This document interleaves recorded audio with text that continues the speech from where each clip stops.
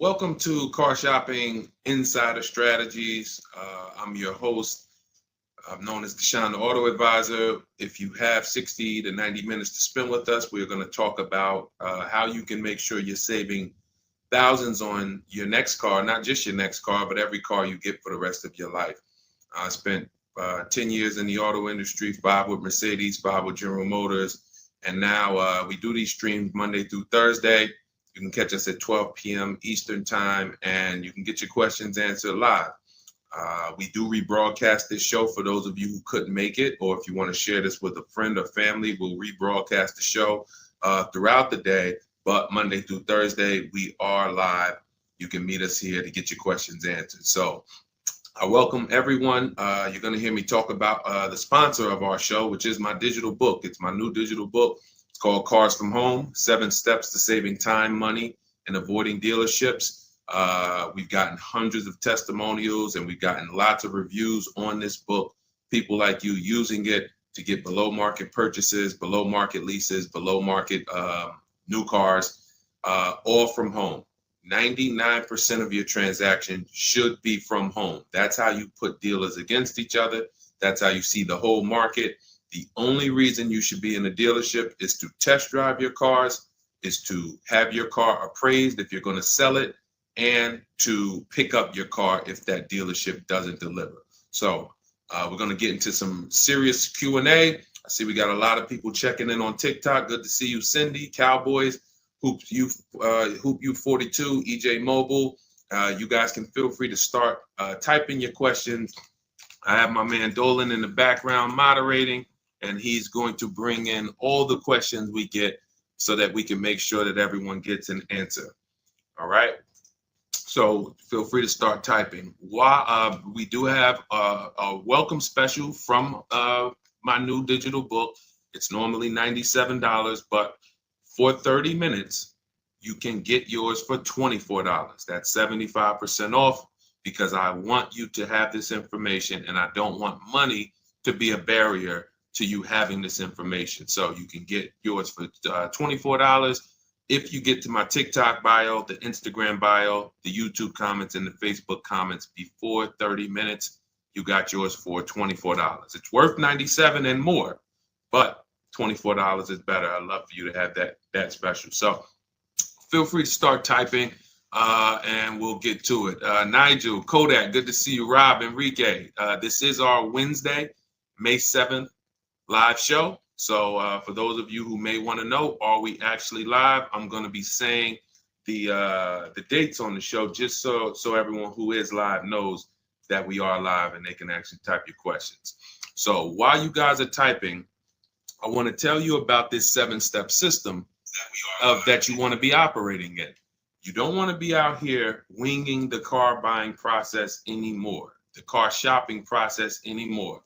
This is 7 steps. Whether it doesn't matter whether you're a high mileage driver, bad credit person, good credit person, lease person, purchase person. 7 steps. First step is the most important question. How many years are you keeping your next car? This is the most important question because we need to know how are we going to beat depreciation. Depreciation is what we call the unseen expense. If you buy a car today for $40,000, you don't drive the car one single mile. You don't even drive it. Say you don't need it. You park it outside your house for 1 year. $40,000 car. Come back in a year, what's that car worth? Throw some numbers out there. Your brand new car, $40,000. It could be a used car too. You bought the car, you drop it outside your house, you never touched it. Is that car worth $40,000 1 year later? Didn't drive 1 mile. Didn't drive 1 mile.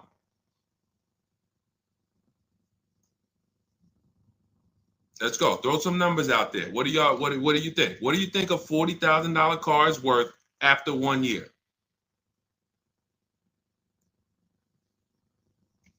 Let's go. All right. Come on. I know people.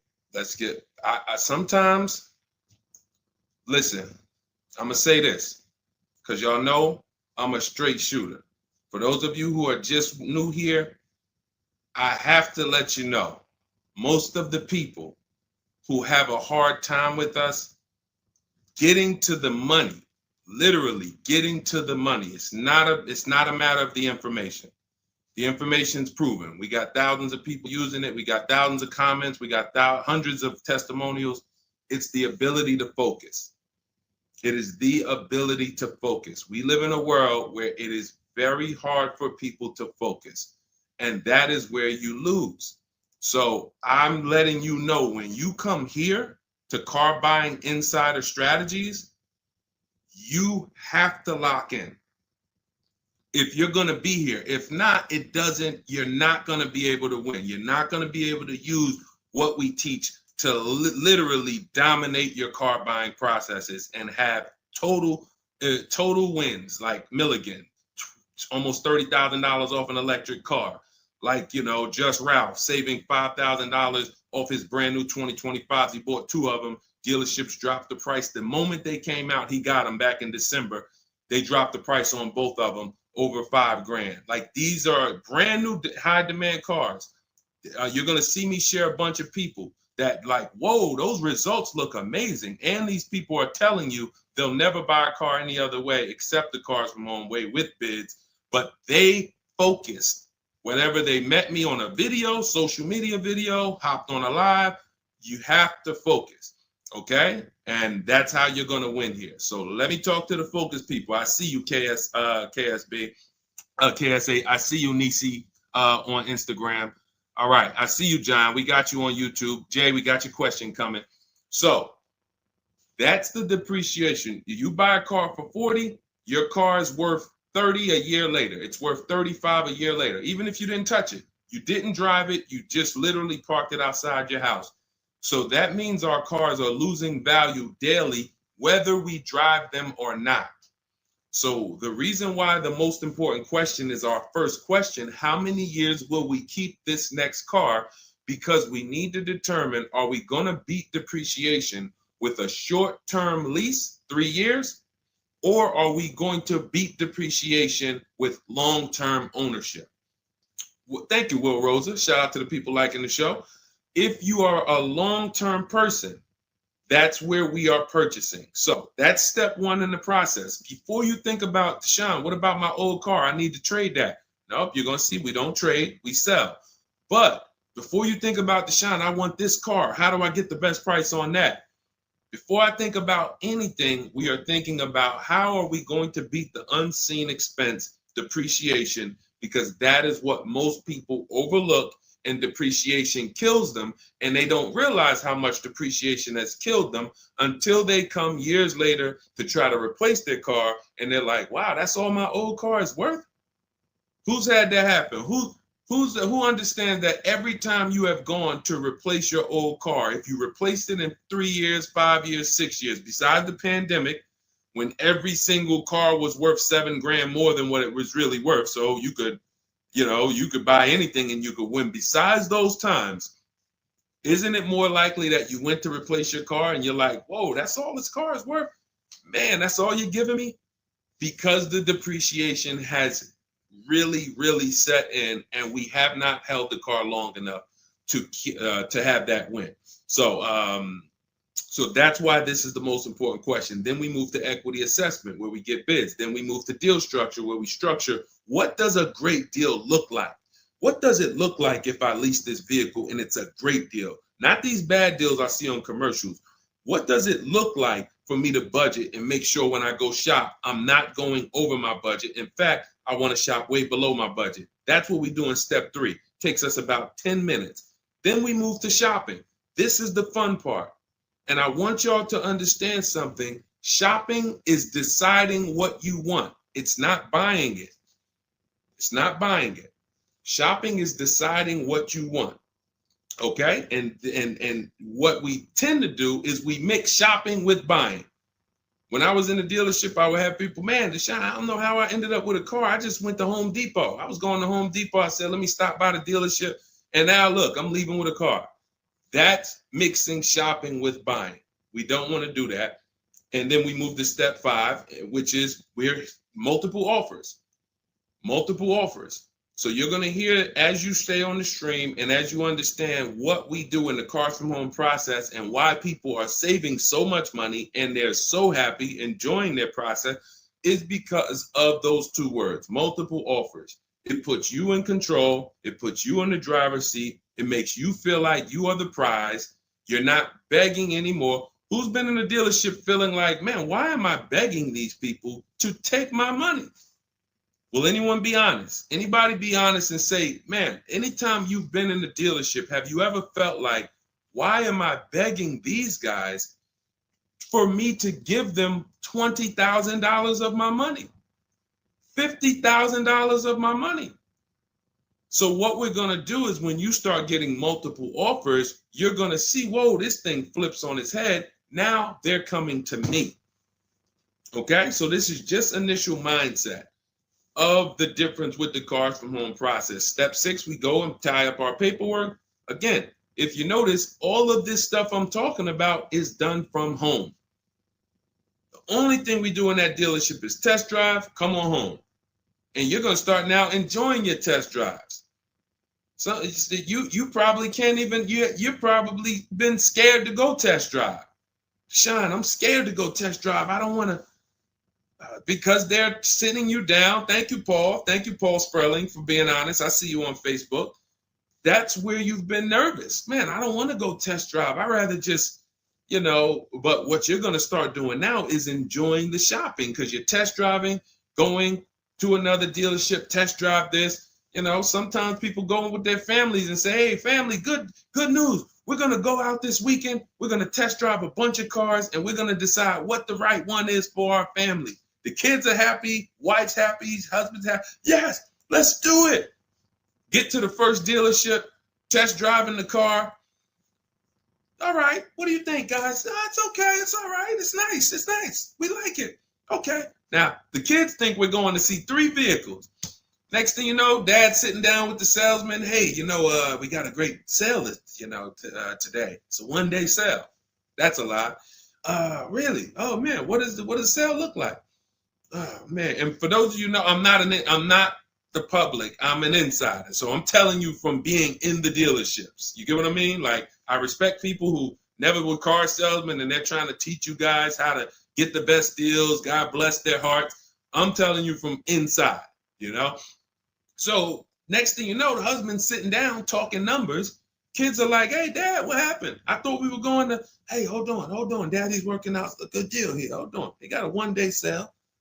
Not realizing they've completely taken you off your shopping process, which is your power, deciding what you want. And then once you decide what you want, you have multiple dealers compete while you sit at home. Right where I'm at, right where I'm sitting is where I have made my last probably 5 car deals for myself and my family from right here. Bids. So now that we open it up, we gave you a little mindset of what Cars from Home is about. We got questions coming in. I see Jay on YouTube. I see Robert on TikTok. For those of you who want to know if we're live, we are live. It's our Wednesday, May 7th episode. We're live every Monday through Thursday at noon. But you might be watching a rebroadcast and you might have someone ask the same question that you're going to ask because we do replay the show throughout the day for those who couldn't catch us live. All right. So Dolan, let's start bringing in these questions. I see we got some coming. And Instagram, you guys type your questions. We're live on Facebook, YouTube, Instagram, and TikTok. All right. What do you think about the Flex Car Leasing Company? Let's see. It's Flex Car Leasing. All right. See if we can find out about Flex Car. Live large, spend small. Sounds like a good quality lease. That's literally, listen, I leased my first car, I was 22. I had other friends buying cars. My payment on my Pontiac G6 was $256. It was a $20,000 car. I never had a problem with it because it was always under warranty, and my other friends were out there, buying cars they were paying double what I was paying. And again, if you're keeping your car 8 years or longer, forget about leasing. You should be shopping for a below market purchase. If you're not keeping your cars 8 years or longer, below market leases is how we save all the money keep thousands in our bank account, drive incredible cars. So let's take a look. It says Flex Car is the first and only month-to-month car lease because freedom shouldn't come with a contract.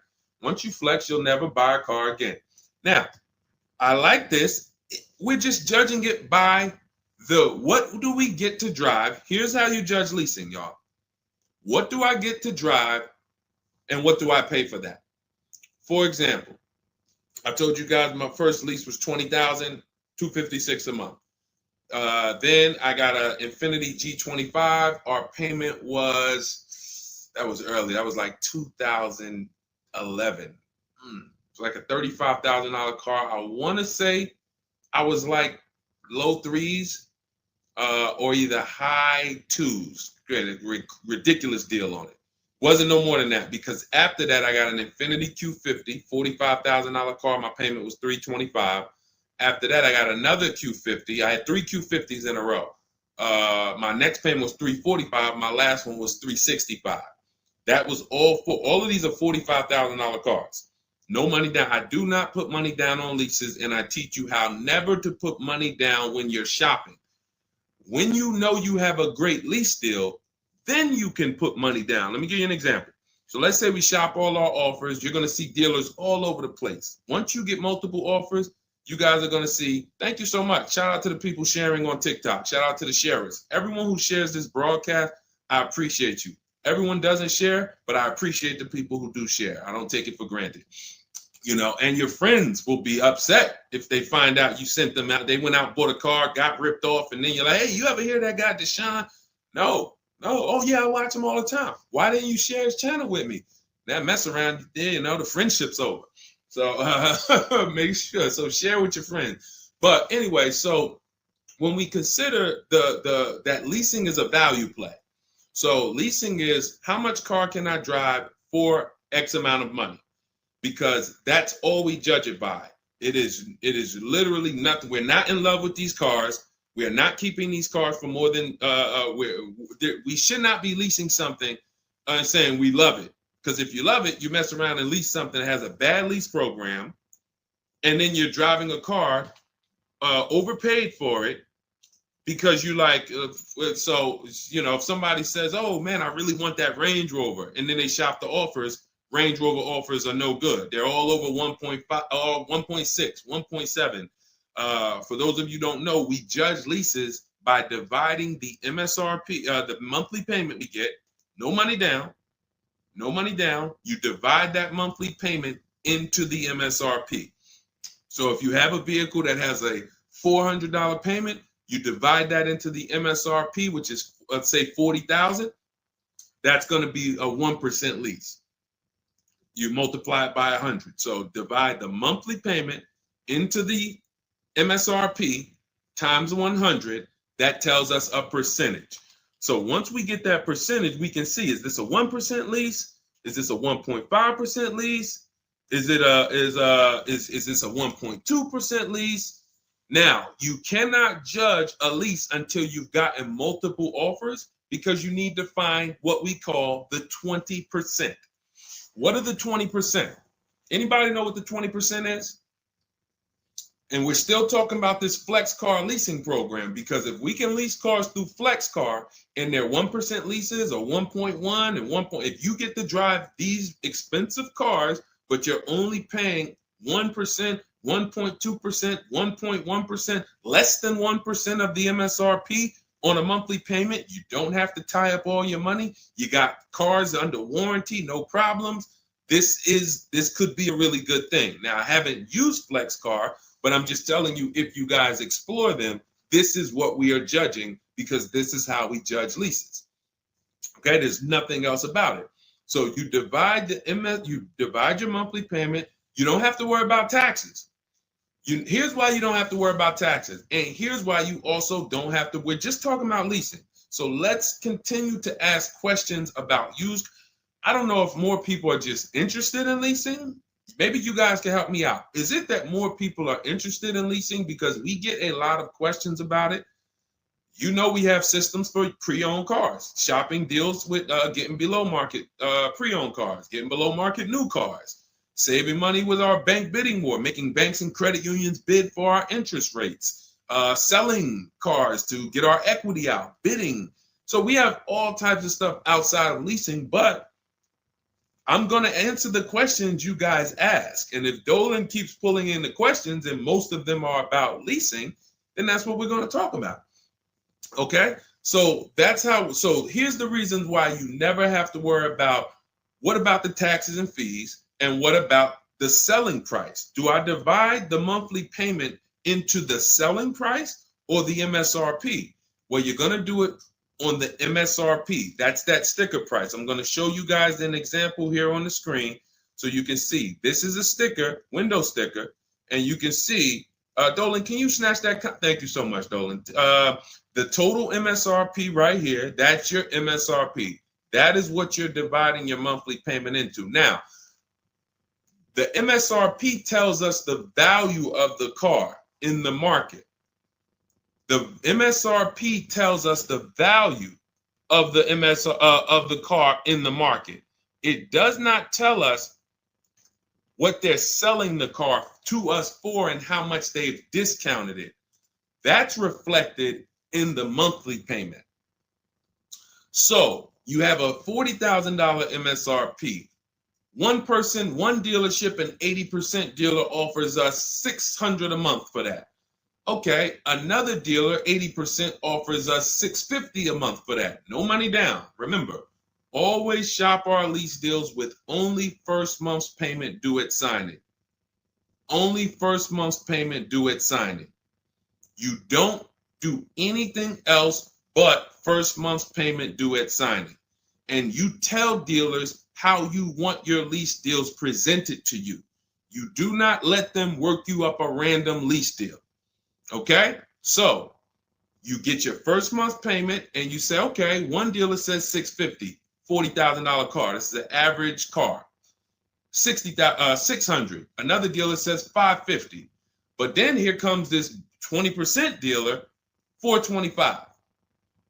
So now you're looking and saying, whoa, the percentage for the higher dealers is 1.4, 1.45, 1.6, but this lowest dealer is 1.2, 1.1. What's going on here? Same exact car. This is the 20%. You've identified the 20%. They've identified themselves, and the lower sales price that they're giving you is reflected in the monthly payment. So so the monthly payment is where we can see the discounts, not the MSRP. So we divide that monthly payment into the MSRP, gives us that percentage, and we can see those with the lowest offers, lowest percentages have made us the best deal. And we always make sure we tell them, put your taxes and fees into the payment. Okay, now I have templates for this. So everything we do is by email. If you guys want to take this and use it, you want to try calling around, just remember this stuff. For those of you who do not want to remember it, you're like, Deshone, give me the blueprint, give me the step-by-step. We have everything in my digital book, Cars from Home, 7 Steps to Saving Time, Money, and Avoiding Dealership. I wrote the templates out. You just fill them in, blast them out. We show you something we call the 25-to-5 strategy, where you connect with 25 dealers in 20 minutes, and your goal will be to get 5 offers. So as our welcome offer, you can get your copy for 75% off, normally $97. But if you head to my TikTok bio, you won't leave the show, Instagram bio, YouTube comments, or the Facebook comments, you can get yours for $24, which is going to be 75% off. It's a digital book. You'll have it by the end of the stream. Okay? But this is very important. When we're judging lease deals, whether it's through FlexPay, whether it's through an individual dealership, it does not matter. We are judging them based on value. And the lower percentage I'm paying to drive X amount of car, the better value that we're getting. Okay? That makes sense? Type $signs if that makes sense. If anybody needs me to go deeper on that, we can certainly go deeper. Okay? I just had to, there's somebody named Pop. We blocked him on TikTok. He said, talk too much drama to drive a car. He never say that with a house. And if he would, he's totally ignorant. And here's the thing. We have been taught by the auto industry, a multi-billion-dollar industry, that we know as the public takes advantage of people and rips them off. As an industry, not every dealer, but as an industry, they take advantage. They do not get sued. We have people who are driving the same cars, paying $200 more, same exact car. No one is getting lawsuits. You're ripping us off because you've taught us that we should be able to come into the dealership, make a $30,000 transaction on the low side. The average car price is probably 40, 45 grand. They've taught us that they've taught us we should be able to make that decision in 1 hour with no real competition and no real information. So when we talk about strategy and the way we save money, when you look at somebody like a Marie, hey, just wanted to reach out and say thank you. I love these emails, by the way. Those of you who have my book, who are using it, please continue to send me these types of emails. Marie said, just wanted to reach out and thank you. Using the guide, I saved over $13,000 off MSRP, got my payment to be hundreds lower per month and maintenance included with no money down. Just wanted to say thank you. 2025 GLC 300 coupe, fully loaded. Now, some of you have this exact same car, or you know someone with it. You know someone with it. And they probably went out, got it traditionally in 2 hours, did very little shopping because they wanted this car. But Marie used the Cars from Home process, got my book, $24. Hopefully she got it at the welcome offer for $24. And that $24 investment saved her $13,000 off this new car. $13,000. We are not here on Wednesday, May 7th, to talk about hundreds of dollars. And these are the people who would be warning you guys to say, hey, you better have a process. And if you don't, that's okay. You don't need a process. Just know you're overpaying. And just understand that the car business has mastered sending you down the road in your car and you overpaid and you're smiling. It's a very, very powerful business. Multi-billion-dollar machine where you could send hundreds of people down the road smiling and they literally overpay. You just made $5 grand on them, $8 grand on them, $10 grand on them. That, you know, there's a saying in the car business, the happiest customers are the ones you make the most money on. That is a saying. So the happiest customers, the ones that are no, hey, listen, you got to do better, man. Hey, man, I'm still not happy because you still don't feel like you got a good deal. Those are the people that you make the least money on. Still making money on them because they're not comparatively shopping. But the ones who, oh, Joe, you were great. You made this so easy. Go see Joe, everybody. Meanwhile, Joe's making 8, 10 grand on you every single time. So appreciate the people who value having a process for the most expensive purchase some of them are going to make. We're not buying homes like we used to. So some people, cars are going to be the most expensive purchase that you make. So I appreciate the people who value how serious that process is. All right, Dolan, let's keep them going. Next question. We got a lot more coming in. Lady V, how are you? What are the major updates for the car buying strategy? Oh, are you in Cars from Home? I announced Lady V, let me know, because it sounds like you're talking about a post I made to our private group. Actually, if you check Leasing Like a Boss, what we just did is we turned our 25 to 5 shopping process, which was you. By the way, guys, this is somebody, we have 2,300 people in our inner circle who use the Cars from Home strategy. They don't like reading, not all of them. They prefer videos and coaching. We have coaching calls first and third Wednesday. We got one this afternoon. But what she's asking, I announced that we were upgrading again our process because we made it even shorter.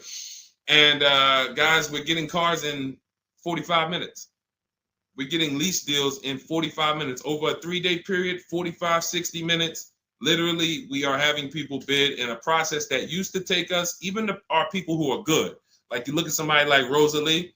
Rosalie, some of you know if you've been on the stream, I continue to celebrate her. She got 3 cars.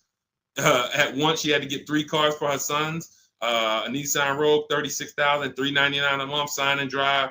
CX-30, $28,000, $339 sign and drive. That's a 1.2% lease. And then Mazda CX-50, $40,000 vehicle, $420. 1% leases, and then one, just killing it. Probably. And then she got $6,700 selling her old leases. She sold 2 leases because in step 2 of our process, we teach you how to sell not just your cars that you own or that you finance. Who didn't know you could sell a lease? Type me. Let me ask this too. Who didn't know you could sell a car that you did not have the title for? It's not paid off yet. Let's ask both. Who didn't know both of those? Because I've seen people in my career that say, listen, Deshone, as soon as I make my last payment, I'm coming to get that. As soon as I get the title. And I'm like, where did you think that you had to wait for the title paid off to? So who didn't know that? So literally, I see you, Nina. Thanks for being honest. Appreciate you. All right. Thank you, yours truly. I appreciate the people who are always willing to be honest, because you're the ones who are going to really, if you can't get the bad news, you are literally not going to be able to get to the good news. Like, you got to realize the people who they have a very tough time is they just think, Deshone, I know way more than you. Even though you've been in this thing since 2006, you got all this experience, you done worked for this, been a finance manager, had your own brokerage. Deshone, I still think that I know this more than you. Very tough time helping them. But other people, you guys can win very simply. So when we look, she's asking, we were getting these cars in roughly an hour and a half, 2 hours from home. Now I'm doing it in about 60 minutes, but I created a quicker process, cut some things out, and we just are uploading new things to our membership page that are going to have people literally popping in over a 3-day period. Morning, 10 minutes, afternoon, 10 minutes, evening, 10 minutes. You do that by your second day, you're going to have 5, 6 offers, 7 offers, and be ready to close the deal. Like that quick. That quick. I'm always about quicker. Deshone, y'all getting cars in an hour and a half from home. Yeah, but can we do it quicker? So that's what we got. So check Leasing Like a Boss, and you'll see some of the new videos already in there. And thank you, Daniel. He said it's worth the price. And it's in the book. So very important to understand. Everything we're talking about, guys, you can get it for $24. If you get to the book before the 30-minute welcome offer expires. This is the same system. Some people just like videos and coaching in our community, 1,600 people in it. They want to be in that. Like, let's do this together. Let me ask more questions. We can't answer questions for people who have the book. Unless you pop on a live and you catch me here. So thanks, Lady B. But yes, check out the membership page and you'll see all of the new videos in day 5 for the 25 to 5 strategy. It just got quicker. All right, go ahead, Dolan. Pull the next one up. All right. And every time y'all hear something that you like, can you continue to run up these likes on TikTok? Appreciate it. I see we're about 300 now. But if y'all can continue to run those likes up, it means a lot. It lets TikTok know, hey, they're talking some serious stuff over here. Let's bring some more people over here so more people can benefit. My man Paul Sperling on Facebook. How are you? Are there dealerships that won't allow you to lease unless you use their financing and not use your own credit union? This is a great question. Wanted to know if it was true because Genesis Salesman told me that. Great question. So Paul, with a lease, we must use the dealer's bank or the manufacturer's bank. It's not like a finance where we can go and we can get our own financing. We can shop around for our own financing. And the reason we're doing that is to make sure that they're not overcharging us for the financing. So we have a process we call the bank bidding war, where we strategically let tons of banks and credit unions shop our credit without it lowering our credit score with all these inquiries. And we do it within a window, and it allows it to only show, it only affects our score as one hard inquiry. So these are the steps we take to make sure we are not overpaying. Thank you, y'all. Yali 288, #1 gifted badge. Appreciate you. But on a lease, it's different. We must go through the dealer's bank. Now, here's what could happen. With a lease, there's something called a money factor, which is an interest rate. That's an interest rate on a lease. It's called a money factor. Now, dealerships, if they know you are not shopping, and some, the 80%, even if they know you're shopping, they're going to mark up the money factor. So they're going to create and quote you with a higher money factor. This is why going in and asking for the invoice does not matter. You don't know what the hidden money is. What are the rebates? What is the incentives? What is the money factor? You don't know. Did you mark it up? Did you not? Can't see it. It is totally undisclosed. There's no way for you to see it. So how do we make sure this doesn't happen? Multiple offers. Because when we know you're shopping now, and again, you're going to see as you guys get multiple offers, sometimes it's not going to matter. You're still going to see offers that are extremely high. And you're like, these guys are still quoting us high, even though they know we're shopping. Correct.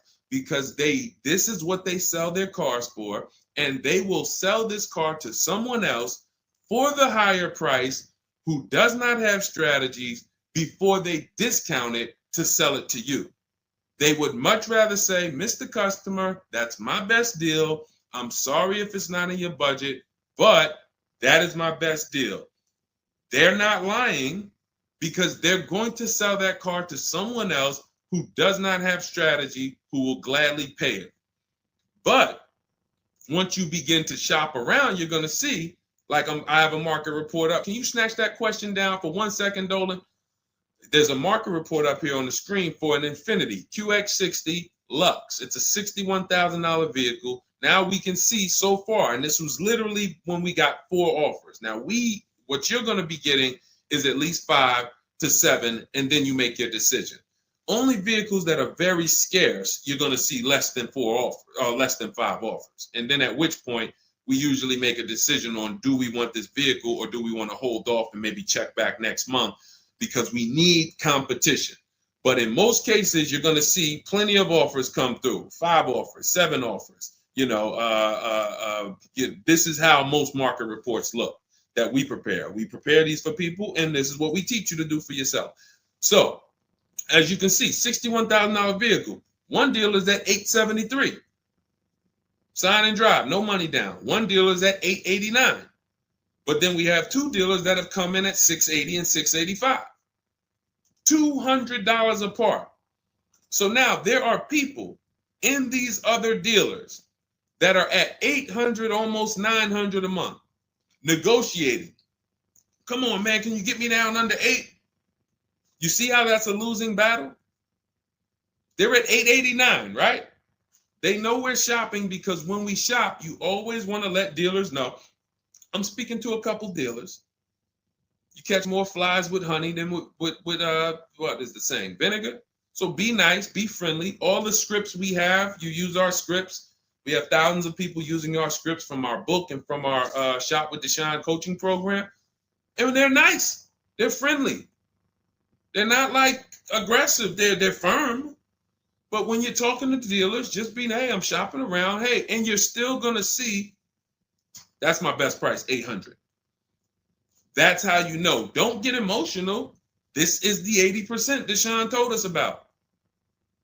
Don't expect them to do what the 20% does. Expect them to be high. You're $150 higher than the other dealerships.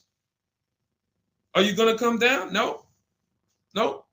Because 16 million new people buy new cars a year. And sorry, I'm glad you got strategy, and I'm glad you know how to find this 20% dealer that's $150 less a month than me. But that's not going to change the fact that I'm going to sell this car to someone else.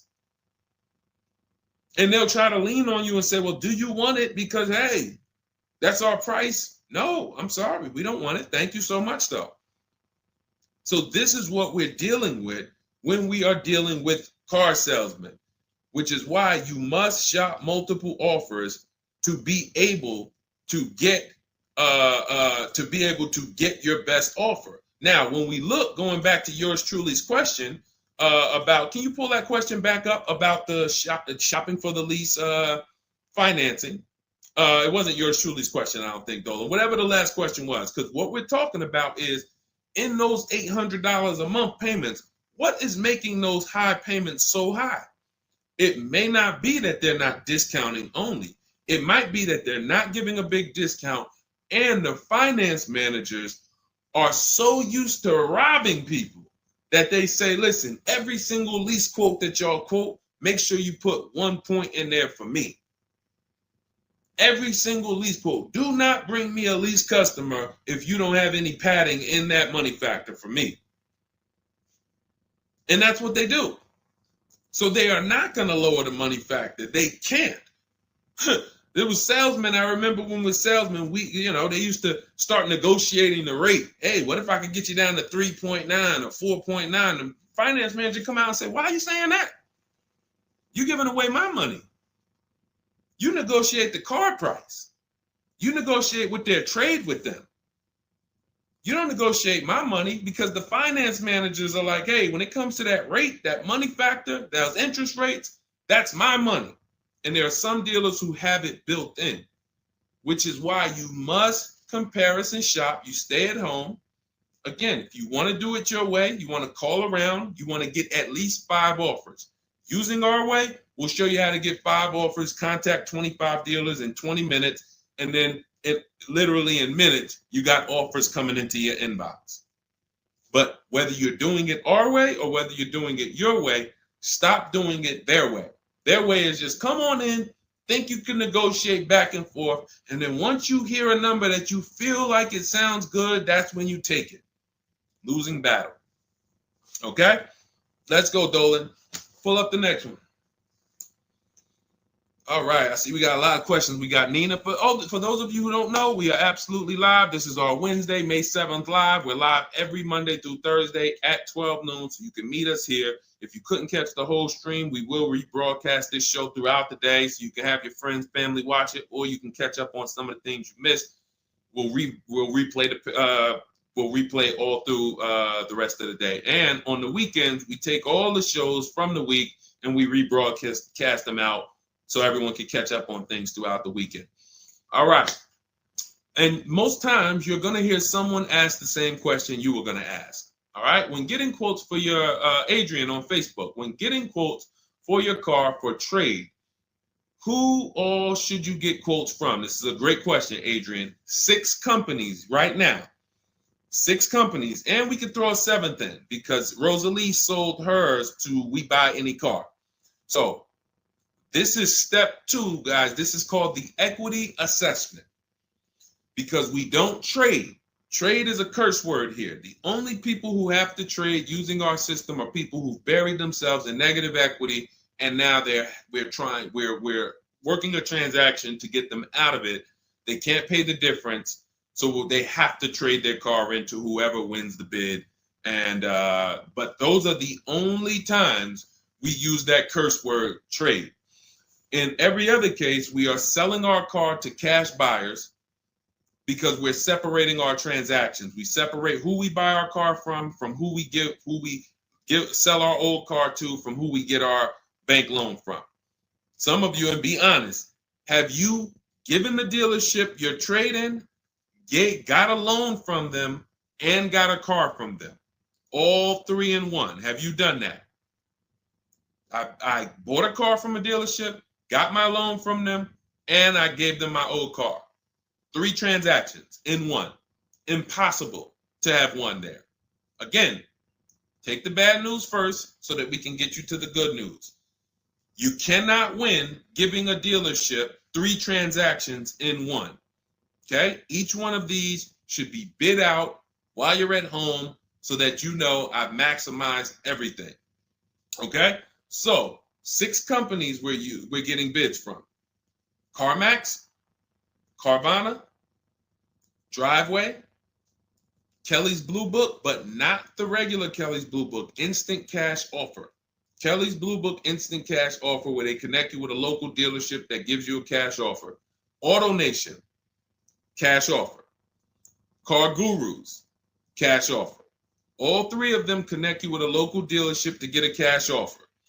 Now, when you throw in We Buy Any Car, or maybe a local cash buying company that you might see commercials with, hey, we want to buy any car, we'll buy your car. All of them. Now, this takes about 25 minutes to do to get all of these quotes, but you're not getting, this is a third of your transaction. So those of you who are like, I'm just going to trade, God bless you, do you. But you're not going to make the money we make. You're not going to make the money Rosalie made. Sold 2 leases, put $6,700 in her pocket at the end of the lease.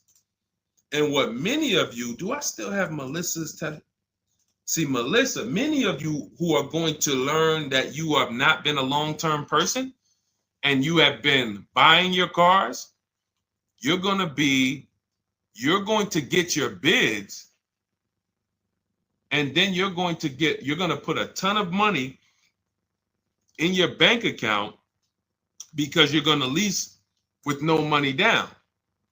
And once you lease with no money down, I don't think I have it up. I think it was from last year. And because we're just showing all 2025s and 20. Yeah, that's all we're showing right now is, recent people, but some of these, Dolan, I'm going to go back and grab because some of them were unique in that when you see you've been somebody who's been taking loans out and you're like, Deshone, every time I buy a car, I take loans out 5-6 years. I go trade the car in after like 4 years, or maybe I pay them off and then I go and trade them in. And I always end up really not getting nothing. I got high payments every time. And then whatever my old car is worth, I use it for a down payment for the new car. I don't really see where that money goes. So this is a repetitive cycle. What you're going to do is actually get your cash bids, realize, all right, I've been breaking the 8-year rule. The 8-year rule says if you're not buying your next car to keep at least 8 years, you should be getting a below market lease. That's what you should be shopping for. That's going to save you thousands upon thousands of dollars more, and you're going to drive better vehicles. If you're keeping your car more than 8 years, then you should be shopping for a below market purchase, new or used, based on your budget and your values. So the 8-year rule. So you say, man, I've been breaking this 8-year rule. I'm not keeping these cars 8 years. Let me go and shop for my below market lease next time. So my normal car that I would normally trade in, not really see where that money's going. Now I'm going to bid that out to CarMax, Driveway, Carvana, Kelly's Blue Book Instant Cash Offer, Driveway, Car Gurus, and We Buy Any Car. I'm going to see the highest bidder. The highest bidder might be like, because Melissa, I think she made like $14,000. She had like a 5-year-old car that she would normally trade, but it was paid off. And she's like, all right, I'm not going to go and use this as a trade and buy something else. She gets like, you're going to have like 12 grand equity, 15 grand equity. Beautiful. And what's going to happen is when you shop for your below market lease, you're shopping with only first month's payment due at signing. So you find your lease, you've already been paying super high payments because you've been purchasing. Now you're like, whoa, I could drive this new car and it's $200 less than what I've been paying. I don't got to put no money down on this thing. You pull out of there with a super low payment, new car, and you got a $12,000, $15,000 check going in your bank account. Got my car, and now I can see where my equity is going. It ain't going to you, dealership. It ain't going in that car. It's going in my bank. And this is, that's one of the most beautiful things I love to see.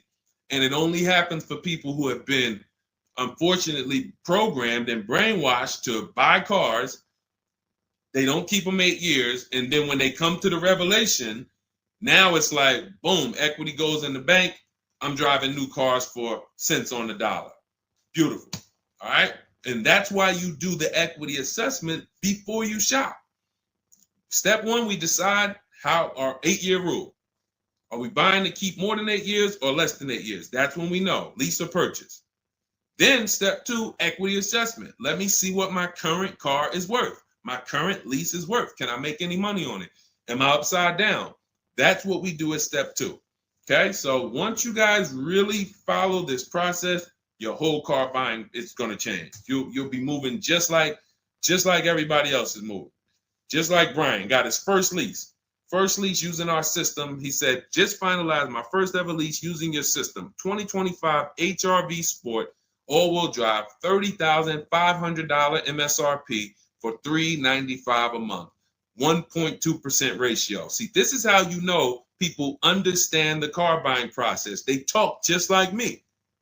They talk just like me. They know the process. They didn't have to go to school for this. They just followed the steps, and I walked them through how to judge the deal. 1.2% deal, 12,000 miles a year, 36 months, no money down. His initial quote from this dealer was $434. In my book and in our Shop with Deshone system, we have calculators we invented. We have 6 proprietary calculators. Can't find them anywhere on Google. They're ours. We created them. He used our calculator. We put all our offers into the calculator. It tells us what to counter. So he counter offered online or by email. His last offer was $395. They went from $434 to $395. That's how it goes. And he probably had 5 or 6 or 7 other offers that was $150 a month higher. That's how it goes. All right. That's where you want to be. All right. That makes sense. Did everybody grab that? Type $ if you follow me. Who's following? Type $. Okay. I never want to go to the next subject before I make sure. All right. Did you grasp that? Did you? All right. Thank you. I see you, DJ and Nice. My man, good to see you checking in.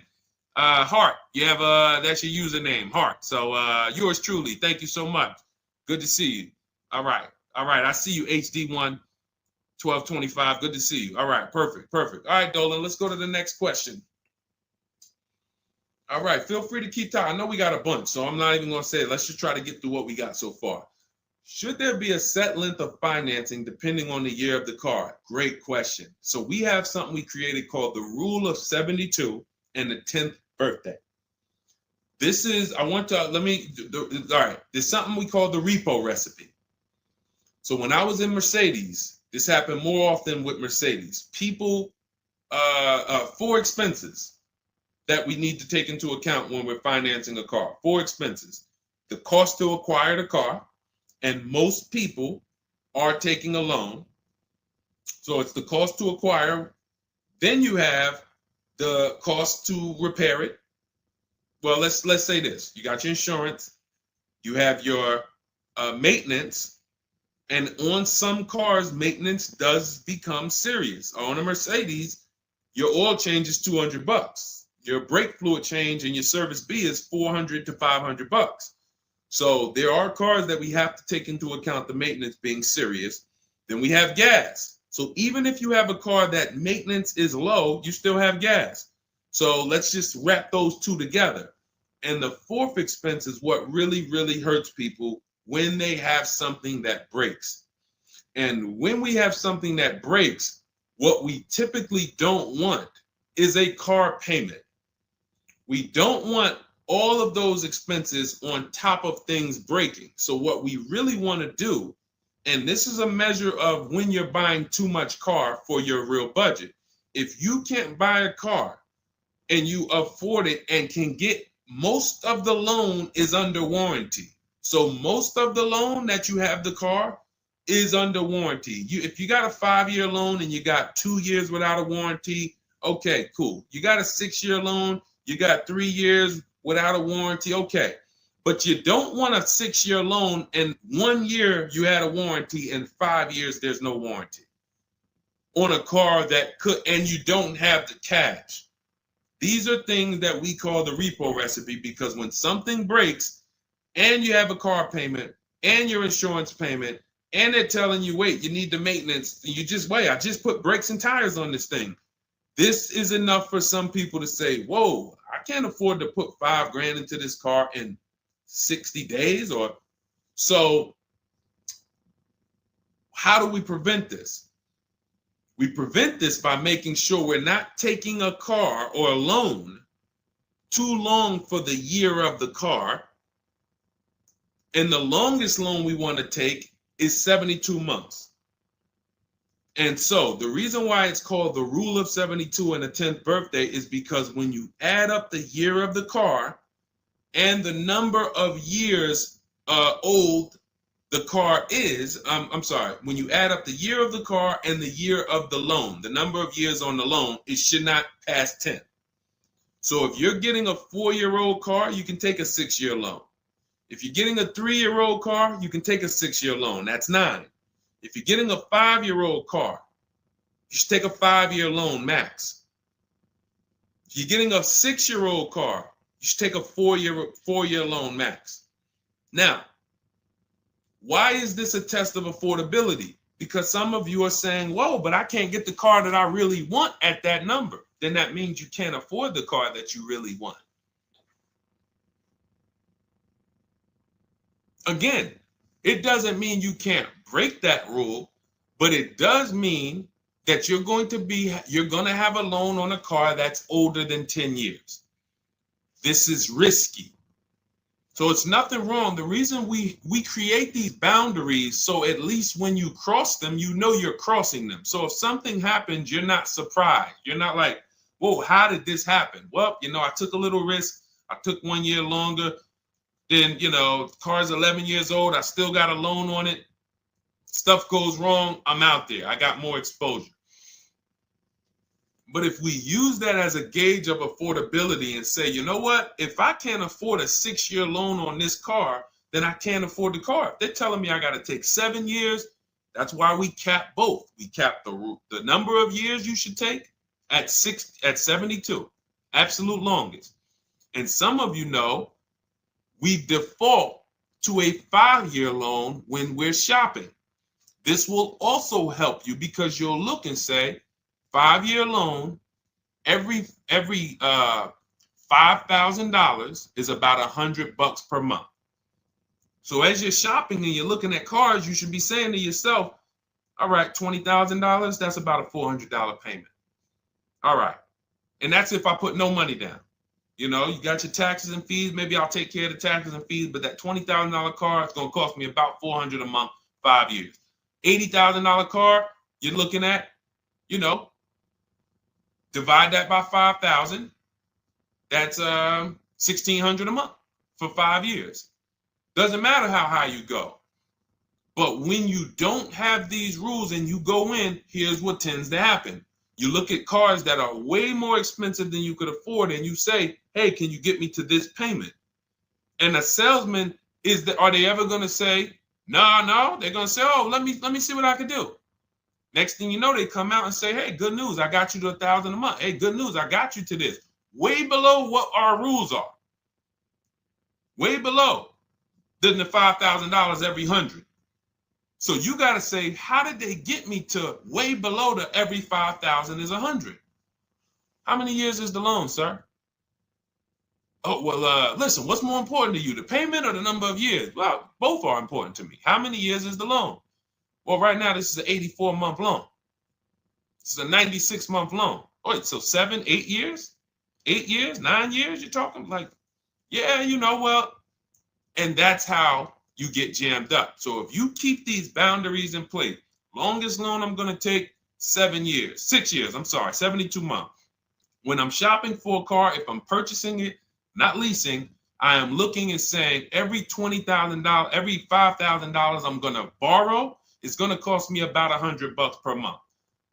If you do these things, look at the car. What's the year of the car?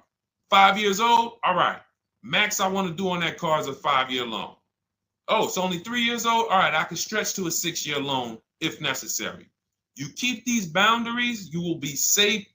You stay far away from the repo recipe. When things tend to go wrong at that 9, 10 year, 11 year mark, you got to put some money into the car. Car is paid off.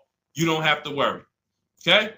High dollar signs if you guys followed that, and we can move on to the next question. Everybody clear on that? Colin Moore, welcome to the community. New follower. We are live. It is our Wednesday, May 7th episode. You may be watching us live at noon, or you might be watching a rebroadcast. We rebroadcast the show throughout the day until our next show tomorrow, which is at noon. Monday through Thursday, we're live at noon. You can please tell your friends who are shopping for cars, meet us here. If they'll be shopping for cars in the next 6 months. This is where they want to be. And they really don't want to wait. I mean, I'm trying to get people to stop waiting till they need a car to go and start learning this stuff. You want to be in the market 90 days before you need a car. We've been programmed again to wait until, and it's probably the anxiety. I put it off to the very end. We've just been programmed to wait until the very end, and then we go in and now we have desperate vibes. We're like, oh, I got to take anything I can get. We really want to be strategizing our car purchase early in the market, able to say no to offers very early. This is power, where you can say no. You can email. We have dates that we give the dealerships of, hey, this is when I could buy a car. I could buy it today, but I don't need it for 2 months, 3 months. That really puts us in a position of power, because everyone they're dealing with is desperate, walking in saying, I need a car today. Oh, I hear these cars are hard to get. All of this wrong, desperate energy that's going to make them pay more. That's what they want to sell. We come with, no, we can make a deal today, but we don't have to make a deal today. And when we come like that, it really positions us to, next month, the car salesman will be like, man, I ain't sold a car in 4 days. Oh man, let me call Kevin Gilder. Hey, Mr. Gilder, are you still in the market? Yeah, I'm still here. I told you I got until I got a couple months. Oh, cool, man. Listen, I think I could get that offer you made last month. We couldn't do it last month, but we were super busy. Everybody was in here, man. We charging them all of this money, but right now we're pretty desperate, and I would like to take your offer to my manager. Sure, definitely. That's obviously not what they say, but that's what they're thinking. So you want to be positioned for that. If you shop every single time in an emergency, you're not going to be able to be positioned for that. Okay? We don't want to be in the habit of emergency shopping. Not here. Once you have this way, you'll be like, oh, man, I could get in the market early. All right. Go ahead, Dolan. Oh, for those of you who are like, Deshone, there's no way I'm going to remember all of this stuff. Can you give me the whole blueprint? Write it out step by step. That's my new digital book, Cars from Home, 7 Steps to Saving Time, Money, and Avoiding Dealerships. And it's 7 steps, whether you are purchasing, whether you're leasing. We get below market leases. You're going to get below market leases, below market new cars, below market used cars, below market financing, because you're going to have banks and dealers bidding for your financing. If you're a high mileage driver, there's 3 different strategies for exactly how you need to be moving as a high mileage driver. If you have negative equity, there are 2 strategies in there to help you move from negative equity to your next purchase. This is all in 7 steps. Very simple to follow. So you can get your copy. It's normally $97, but you can get your copy. Part of our welcome offer, 30 minutes only. If you visited already and that timer started, once 30 minutes goes to 0, it is now $97, which is worth every penny. But I'd rather you get the welcome offer. So go grab it. TikTok bio, Instagram bio, Facebook comments, YouTube comments. Click those links. Go grab your book and come on back to the stream. Make sure after you get the book, you screenshot the thank you page, because it has my support team's email. Sometimes you're typing fast, type your email wrong. You don't see that book in 10 minutes. Just send an email to my support team. They'll get you your book right away. All right, go grab it before the 30 minutes is up. Go ahead, Dolan, shoot the next one. You don't want to have your own financing all the time, pure knowledge. Sometimes dealers have 12, 13 banks sometimes. Sometimes they can beat what you get on the outside. The key is creating a competition. Thinking about a 2025 Land Cruiser for $62,000, $5K down, any advice? How do we know that's a good deal? How do we know that's a good deal, everyone? Now, mind you, that's how a lot of people approach the car purchase. I'm thinking of this car, all right, I got 10 grand down. What we haven't, so here's what you discussed in this statement. I'm gonna read this question again, and you're gonna see 2 pillars that unfortunately we're combining. Thinking about a 2025 Land Cruiser. So now in my mind, for 62K. Now, this is a new car. With our new car system, we use the bidding. Thank you so much, Daniel. See, Daniel knows. I think, Daniel, you have our book, Bidding the Market. So that's where we're missing everything. So now we're looking at the new car, which means what our process is, we're connecting with 25 dealers to get bids. If you said, Deshone, I called around, spoke to several Toyota dealerships, and the best dealer that I found who's going to offer me a car is going to give me $8,000 off.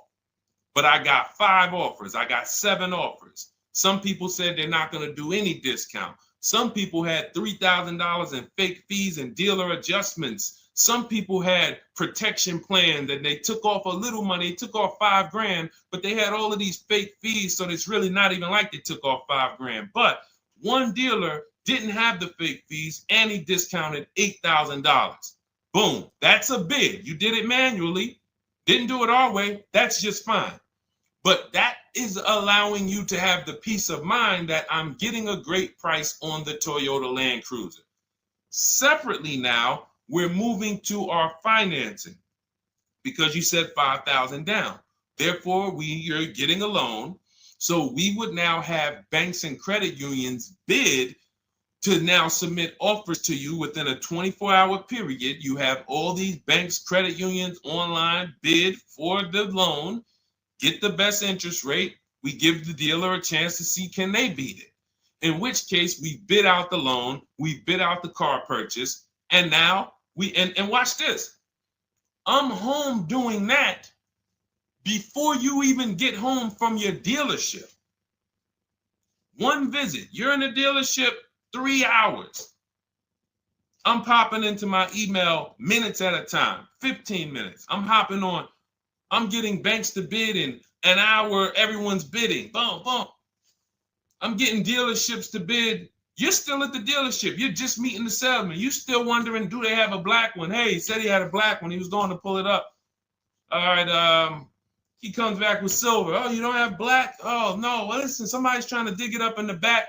We're going to see. Why don't you drive this one and then maybe we'll see. Okay, listen, I'm here. Cars from home people, we here moving. We already gotten offers coming in. You still waiting for a test drive. This is how we move. So not only is our process and the way we shop the key to getting all these offers, like again, you look at somebody like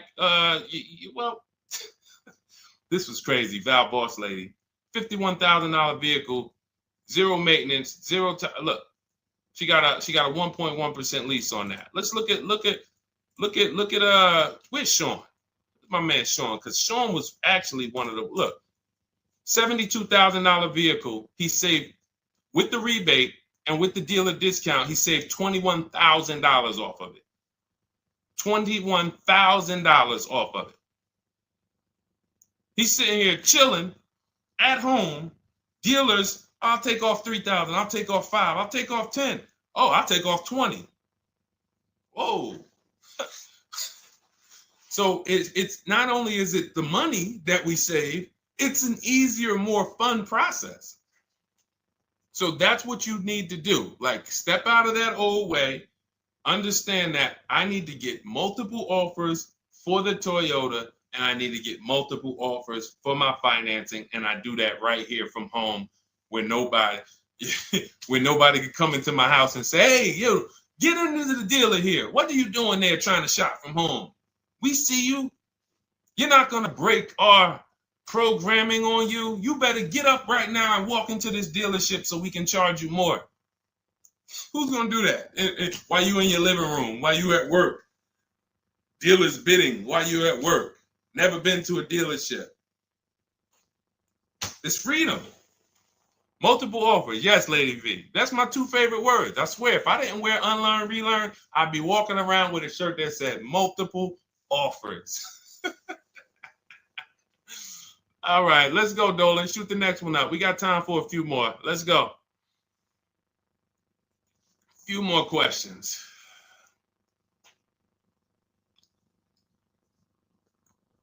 Atiba on Facebook. How is the best way to sell your personal car? Is that in the book? Yes, that's our equity assessment. Step 2. Step 2. Multiple offers. Get your 6 to 7 cash offers. And if you don't need to replace your car, just go and get your check. Do your inspection, get your check. Cash offers, CarMax, Driveway, Kelly's Blue Book Instant Cash Offer, Carvana, AutoNation, Car Gurus. You want to throw We Buy Any Car in there? 7 offers. Get your cash offers. Now, if you are replacing your car, we are timing the transaction. What that looks like is we get our bids for our old car, our current car, or our lease. We assess what our equity is, and then we go shop for the new car. And once we find the best offer for the new car, we then go in. We'll give the dealer a chance to match it, but they usually can't. Hey, I'm selling my car to We Buy Any Car. You know, they're giving me this. Can you beat it? No, that sounds crazy. I can't beat that, because they're not going to win 2 bids. They're not going to beat all of the new car dealers or the used car dealers to sell you a car. And then they can also beat all the used car cash buyers to buy your old car. They'll be out of business. So you go pick up your new car, drop off your old car, or go drop off your old car, get your check, drive over, pick up your new car. Maximize both transactions. It's a beautiful thing. That is the way it's done with us most of the time. Very rarely is the dealer we're picking up our car from the same one who's buying our old car. Very rarely. But yes, absolutely, that's in the book. All right, let's keep it going. Dolan, next one.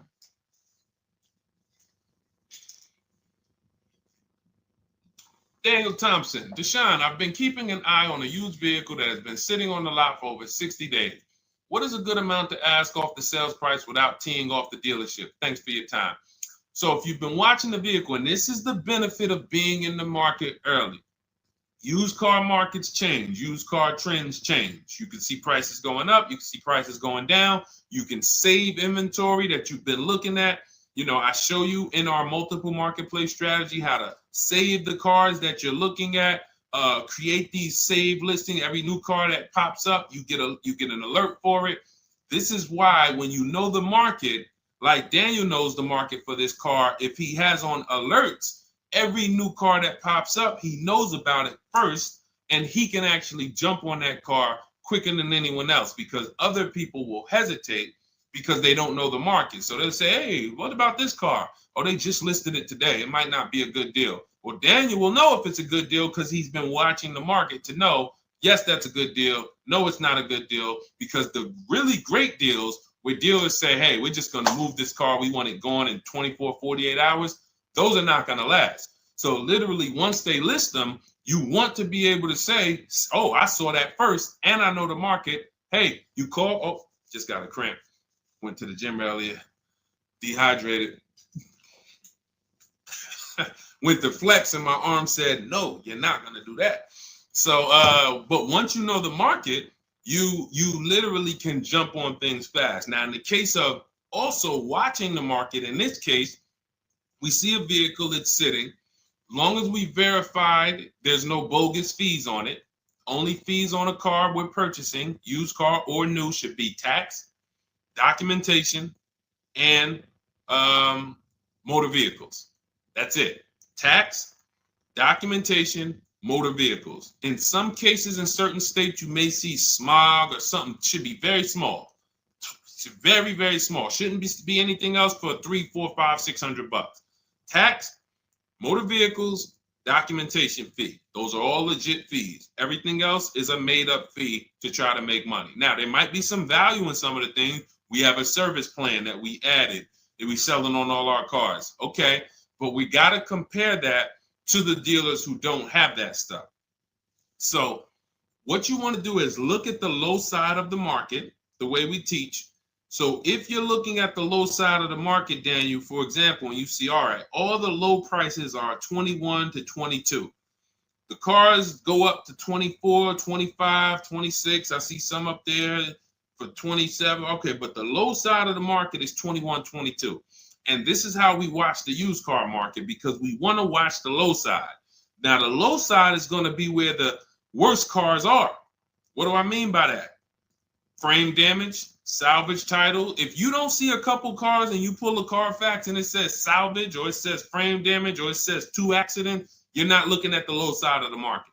You're looking at the regular retail market, the regular middle of the market, the average prices. Because if you're shopping the low side and you're like, okay, between 21 and 22 is where the lower prices are, you're going to see some, oh man, look at these pictures. Now, car's all scratched up.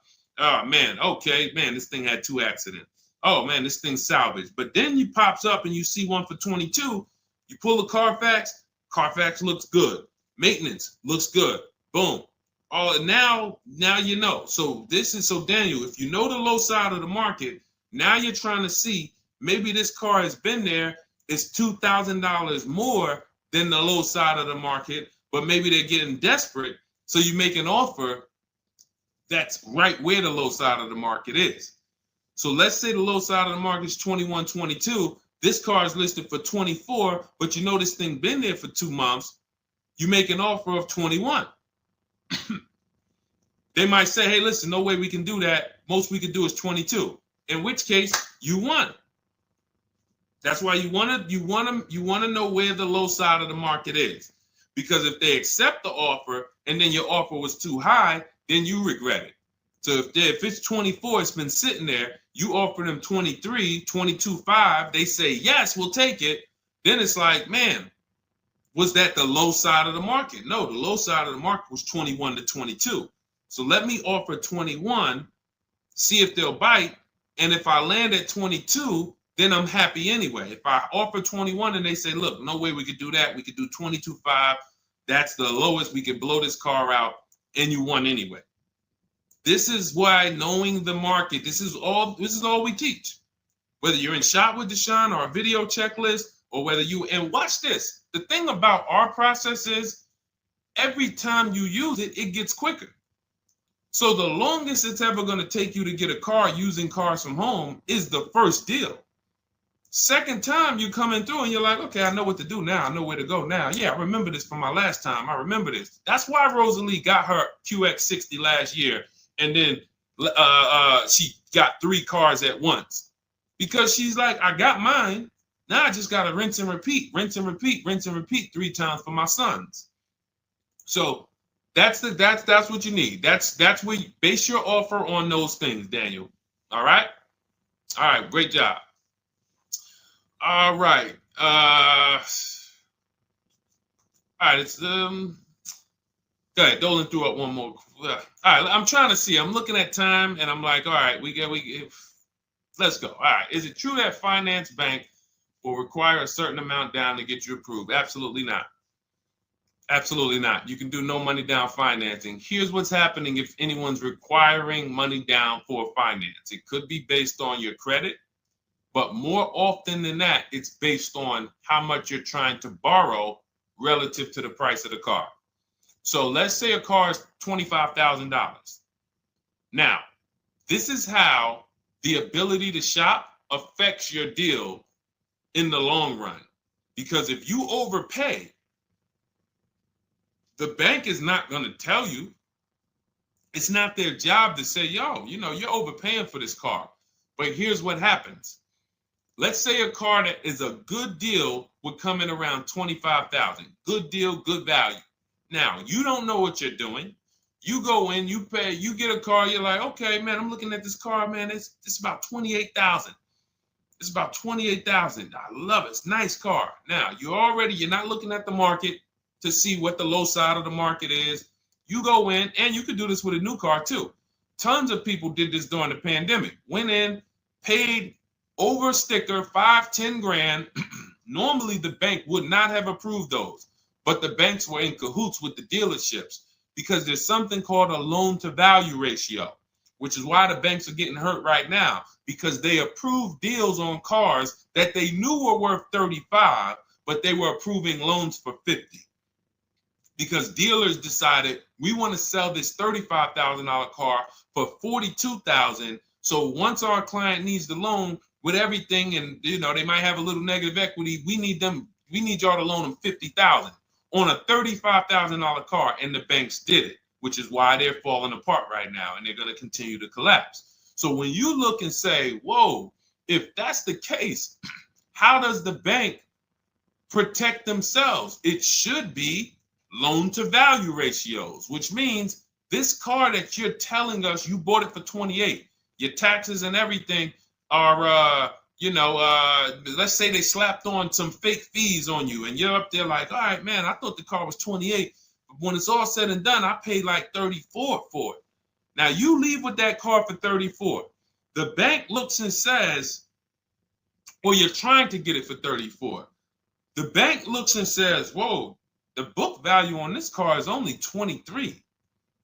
So actual cash value might be, we could lend, the actual cash value is like 23. We could lend 25. I could see if somebody bought it for 25. We could lend that because they'll usually give you 20% above what the actual car's value is. So we'll lend on a $25,000 car, we'll lend you $32,000. You're asking for 34. That means you've overpaid by so much, the bank can't approve it unless you get them to the loan to value ratios where they're comfortable. So they're going to say, you got to put down 2,500. You got to get to, you can't borrow no more than 32,000 on this car. You need to come up with 2,500, come up with 2,000. So whenever a dealership's coming to you and say, hey, listen, the bank needs you to come up with this, they're overcharging you. And you're about to take a deal being overcharged because you're overpaying for the car and the bank is saying, we're not taking on all of that risk. That person needs to put some more money down because I know y'all trying to sell them this $23,000, $24,000 car for 33, but we ain't going to help you do that no more. Now, this also happens with negative equity. People trying to move 5-10 grand negative equity over to their new car. And now it's like, oh, wait, the bank's saying you got to put money down. Same reason. So it's two cases, lots of negative equity or you're overpaying or both. But that's a signal. All right. Again, that's why we bid out transactions. When you get multiple offers on the car you're buying and multiple offers on the car you're selling that you have negative equity on, you can see, no, y'all not pulling wool over my eyes because I know the market. All right. And all of this is done from home. That is why our system and our teaching, our philosophy, our company is called Cars from Home. That should ground you in the fact that everything we're talking about, 99% of it is done from home. 99% in minutes, not hours, minutes. All right. So if you guys want your blueprint, if you're like, hey, Deshone, listen, great stream. I enjoyed it, learned a lot. No way I'm going to remember all of this. Can I get the whole blueprint step by step? That is my digital book, Cars from Home. This is specifically for people who are like, I don't like car shopping. I'm not going to know all of this stuff. I want to enjoy my car shopping process. I'm tired of having buyer's remorse. I'm tired of leaving the dealership hoping I won, wishing, I don't want to talk about my numbers. Don't even ask me what I'm paying. Don't ask me what I paid. Don't ask me like that. You can see people from our school, look, they're already always posting their numbers. They never post without posting their numbers because they're confident in them. $50,000 car for Ken, $585 a month, no money down. Look, Jen, she gets a 2025 Honda Pilot, $50,000 vehicle. She saves almost $6,000 off of the price, $5,600 off the price. We could do this all day long. Oh, this is a long one. Oh, graduated. I put $1,000 to hold the vehicle Saturday. The dealership we ended up made the best deal, easiest, quickest process, little over 2-hour drive away. That is a signal. What you're going to see a lot, and y'all are going to get used to it, is driving an hour, hour and a half to go to get that car from the dealer who won the bid. Convenience costs you money. Every one of our students, our book readers who use what we teach, they are absolutely prepared to be, oh man, the dealer that won the bid, they're taking off $15,000. Man, they're 2 hours away. That's a nice drive, ain't it? Nice drive. Oh man, I'm driving I never made this much money on a drive before. And then you start to see most of these local dealers, they think they got me, because they see my zip code and they're like, well, this person ain't gonna shop. So listen, hit them at this price. They don't realize that that dealership an hour and a half away is like, hey, we got the car. Hey, we'll sell it to you for this. But they never expected you to find them because most people don't find them. So that is the Cars from Home system. It's very simple, 7-step process. I walk you through it. And in my digital book, you'll have all your questions answered because it's a step-by-step process. You literally just do one step, check it off. Next step, check it off. Next step, check it off. By the time you get to step 7, you're setting up your delivery of your car or you're going to pick it up. All right. But it's normally $97. Part of my welcome offer, 30 minutes only. You can go grab a copy for $24, 75% off, and you will have it in your inbox. Make sure as soon as you get your book, you screenshot the thank you page, has my support team's email on there, just in case the book's not in there in the next 10 minutes. Maybe you type your email wrong. Make sure you check your junk and your spam folders. But go grab your copy. You'll have everything that we teach in a step-by-step manner. You'll be able to get cars in 60 minutes, 90 minutes from home, and you'll start to enjoy the car shopping process. All right. You'll be sending me your email just like Marie and Ken and Milligan, all of these people. You'll be sending me your deals. Okay. And for those of you, you have a different learning style, you can look into, you've been seeing us sharing a lot of these Facebook posts from our group. Our Cars from Home Shop with Deshone program is video checklist instead of book checklist. So if you're like, I'd rather have some, 3 to 5 minute videos that I can watch and walk me through the steps, that's our Cars from Home Shop with Deshone program. We have our private Facebook group where you got 1,600 people that have come before you. They're always answering questions. I'm in there 4 or 5 days a week. And then we do 2 coaching calls a month, first and third Wednesday. We actually got one shortly we're going to have. And, you get hands-on guidance. So that's hands-on, and some of you might like us to totally shop for you. That's going to depend on if you qualify. I would rather teach you to fish. The only reason we created Done For You is really for the wealthy people. I don't want you paying us to go shop for you. I would rather teach you to fish. But I know there are people who your time is so valuable, whether it's the money you make per hour. I could show you how to do this in 60, 90 minutes, 2 hours, but you would still say, I'd rather you guys do that. I got money to make. I'd rather be with my family. I want to be doing other stuff. Here, I pay for services that I believe in. That's why we created Cars from Home Done For You. I would much rather all of you learn to fish so that you can do this over and over and over again. Teach your kids, teach your family, teach your cousins, teach your neighbors, so that everyone knows how to do this Cars from Home shopping process. Okay? But if you're in that category, in that class where you're like, Deshone, no, I'm that person, then you book a call with our team and see if we can help you with Cars from Home Done For You. All right, so that's our stream for today. We will be back. Lady V, I talked about the updates. I think you asked that question and then you jumped off the stream. So just watch the replay and you'll see. There's new videos coming to day 5. The 25 to 5 process is being updated. So just as soon as you asked that, we talked about that for maybe about 5 minutes on here. I guess you jumped off. But yes, we'll be back tomorrow, Thursday, noon Eastern time. Meet us here with your questions, and we look forward to it. We'll be rebroadcasting this for those who didn't catch the whole show. We'll be replaying this throughout the rest of the day, and I'll see y'all tomorrow. Thank you. Thanks, D.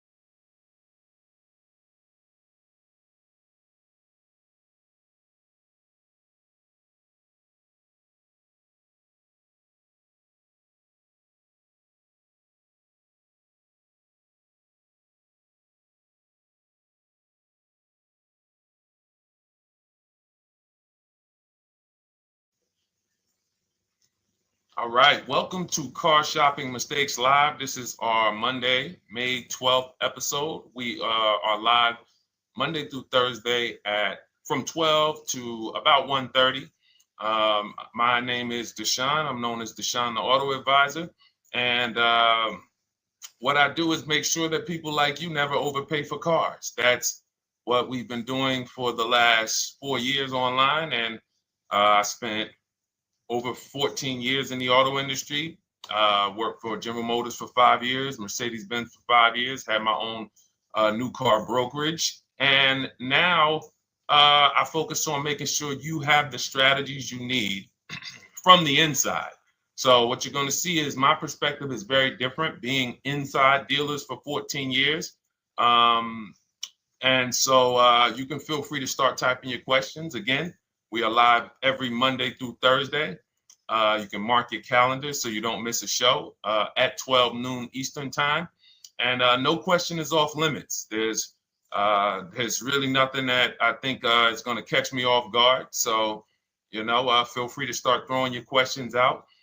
First of all, who's shopping for a car? If you're shopping now, or you will be shopping in the next 6 months, type me in the comments. Who's shopping or will be shopping in the next 6 months? Because what you're going to see is you don't want to wait. A big part of what I teach is making sure you're positioned to get great deals, which is not waiting until it's an emergency. Now, sometimes you have an emergency, your car is totaled, your car was stolen, you have less than 30 days with your rental car and you have to get a car. That's different. But we don't want to go into a $30,000, $50,000, $100,000 transaction waiting to the last minute. So who's shopping for a car? Let us know in the chat. Let me know. Hey, yours truly. Great to see you. Great to see you on YouTube. We are live on 4 platforms: YouTube, Instagram, Facebook, and TikTok. So I have my man Dolan, the best moderator in the world, bringing your questions in. So no matter what platform you're on, you can start typing your questions. Now, this whole stream is going to be sponsored by my new digital book. It's called Cars from Home. 7 steps to saving time, money, and avoiding dealerships. It's already 5-star rated. If you look on goodreads.com, thank you to everyone who has reviewed the book. You've sent me your stories. You sent me your testimonials. You sent me your deals. Continue to do that. I love getting those emails. It makes a big difference. People like Marie, she got 13,000 off using the book, using the steps. It's a simple do-it-yourself blueprint to really, really maximizing all the money in your car deals. And you can get a copy for the next 2 hours for 75% off. It's normally $97, but as part of our book launch special, you got your copy for 75% off, $24. So you can go to my TikTok bio, Instagram bio, the YouTube comments, or the Facebook comments. We have a link for you, and you can grab your book. You won't leave the stream. And you can come on back. Feel free to ask as many questions as your heart desires. All right. Good to see you, Nikki. Happy Monday. Great to see you. All right. So, okay, Dolan, let's start bringing in the first question. I want to check in on Instagram. And yours truly on YouTube asks, which fees can be negotiated on an offer for a used car? Great question. There's only 3 legitimate fees on every car when you're purchasing it pre-owned. Doc fee. Some people, you'll hear people say, "Oh, doc fees are made up fee." It's a legitimate fee. In fact, when you look on the purchase order, which is that long form after you get your car, you'll see it's oftentimes it's printed on there. So is it all profit for the dealership? Yes, it is, but it also is legitimate.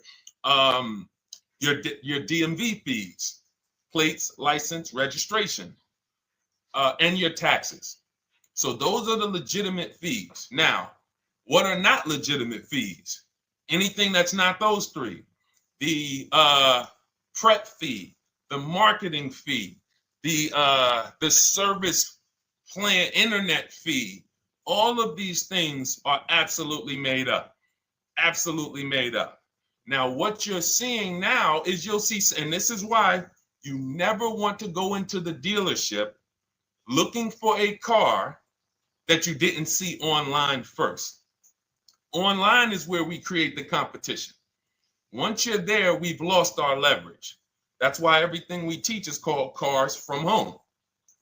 99% of your transaction can and should be done from home, where you can see that fine print, where you can actually you can see the dealers who don't have the fake fees before you get out there and waste your time with the ones who do.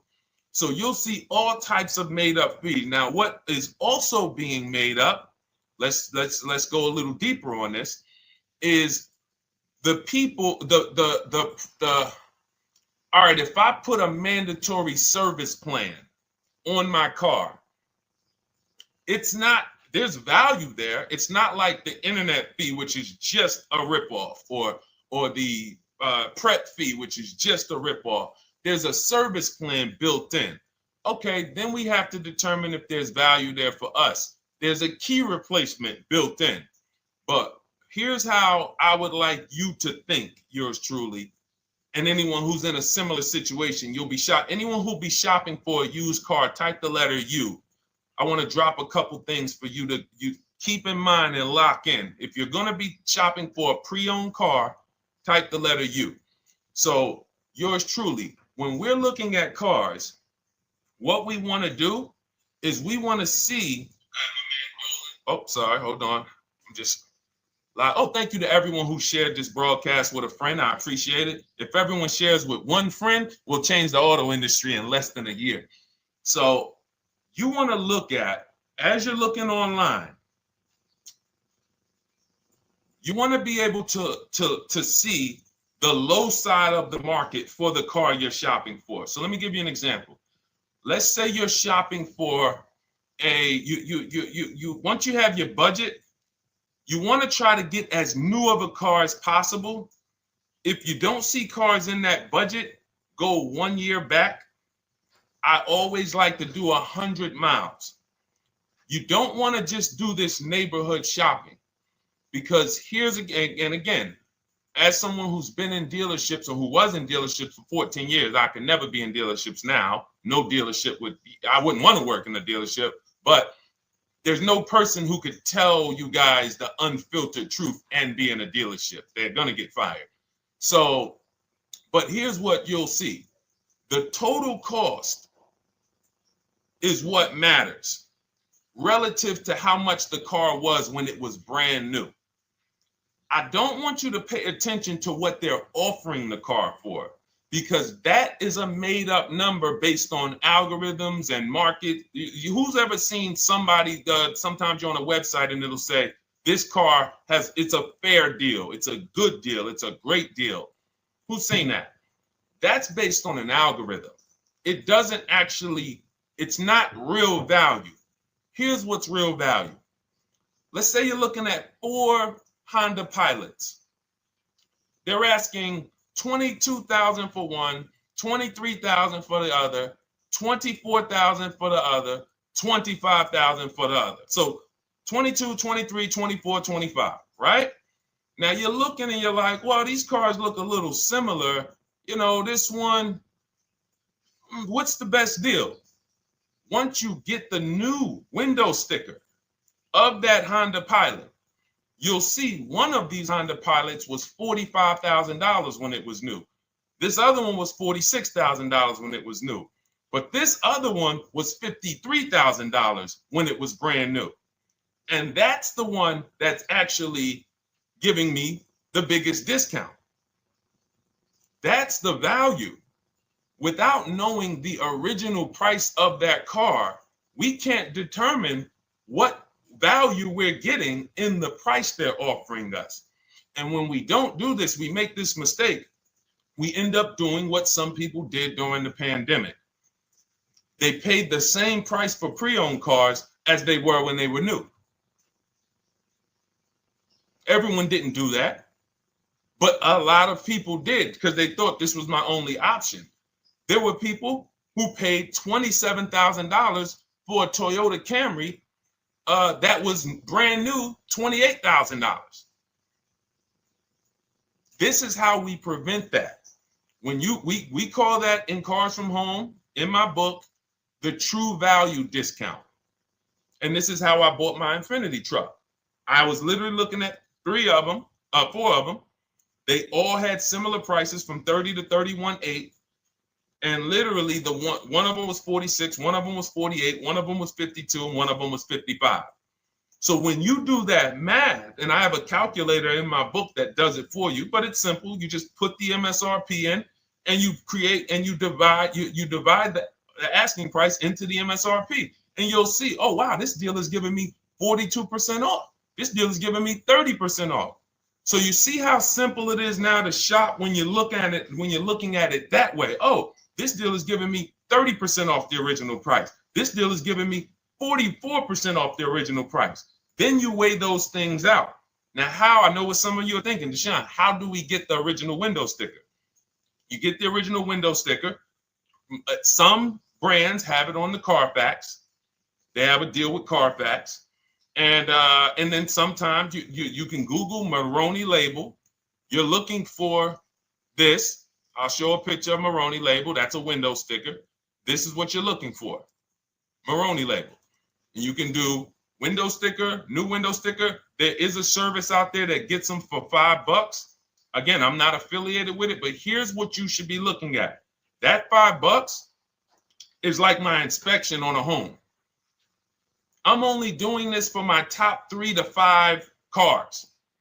Top 3 to 5. And once I get that, boom, now, if you're not doing this, there's no way you can get great deals on used cars. It is literally impossible because all you're doing is basing it off of smoke and mirrors. So I'm here to tear back, to reveal this whole industry is smoke and mirrors. It's all about psychology, and it's not about you winning. It's about dealers making you think you won. Hold up. Wait. Wings Buff on Instagram said the audio is not working. I smell sabotage towards you. Let me know if the audio is not coming through clear. Let me know, and we'll try to adjust it. I don't know. Yes, exactly, Amanda. It's called real value. Real value. We call it the true value discount. That's what it's called. So it's biggest discount from the original price. So when you're out looking for pre-owned cars, your only mission is to look at, you can ask the dealer sometimes, hey, you got the original price of the car? Again, you don't buy a new car without it. Thanks, Creole Queen. I appreciate it. She said on TikTok, we're fine on TikTok. I don't know why it may be coming through different on Instagram, but maybe log out, log back in, and let us know if it's something that is just coming through on Instagram. But you'll see the difference. Type $signs if y'all understand that before we move on, because we got a lot more questions coming in. But without getting the new car price of the used car, it's impossible. We can make up a price. We can literally just make up a price. Oh, we're asking $32,000 for the car. How do you know that's a good price? But when you know, oh, that car was originally $61,000, they're asking $32,000 for it. Oh, I saw another one over here. They're asking $30,000, but the original price was $50,000. It's not a good, you get what I'm saying? Lower price, which is what most people flock to. Oh, this one over here is $1,000 less. But that $1,000 less is getting you $8,000 less vehicle. Okay? Type $signs. All right. Yours truly said she's good. Did y'all get that? Y'all getting this? Let me know if y'all getting this. All right. Thanks, Sweet Now. All right. We are live. This is our Monday, May 12th show. We do these shows Monday through Thursday, 12 noon to about 1:30 p.m. Eastern time. So we'll also rebroadcast the replay throughout the day. So if you couldn't catch it live, definitely catch the replay, and you'll be able to catch up on anything you missed. EJ, great to see you on Facebook. How do I buy a Tesla since they only are online and at one price? Great question. You don't negotiate with Teslas because they are actually one price. So when you look at a Tesla, you're actually looking at something none of the car dealers do, but they want to make you think they do it. One price, which means when you come into a Tesla in New Jersey, same price in California, same price in Florida, same price in North Dakota. Every other brand Every single car is individually owned and operated. Every car dealership. And, I remember like somebody came on the show and said, oh, Nissan is overpriced. I said, no, whatever Nissan dealer you went to was overpriced. There's another one probably 10 miles away. There's another one 15 miles away. There's probably 8 more of them within 25 or 30 miles. When they can make you think, oh, we're all the same, they got you. Big mistake. Very expensive mistake. Thinking every dealer is the same. They're all different. Even the ones that are owned by the same people, most times are still in some competition with each other. But Tesla, unless you're buying a pre-owned one price, no matter where you go, no negotiation. That's what it is. No other brand is like that, though. Go ahead, Dolan. Next question. Good to see you, Nia. Good to see you, Chantel Davis. Vanessa, good to see you, Maze of Empathy. Jonas checking in on TikTok. Great to see everybody checking in. Yes, exactly.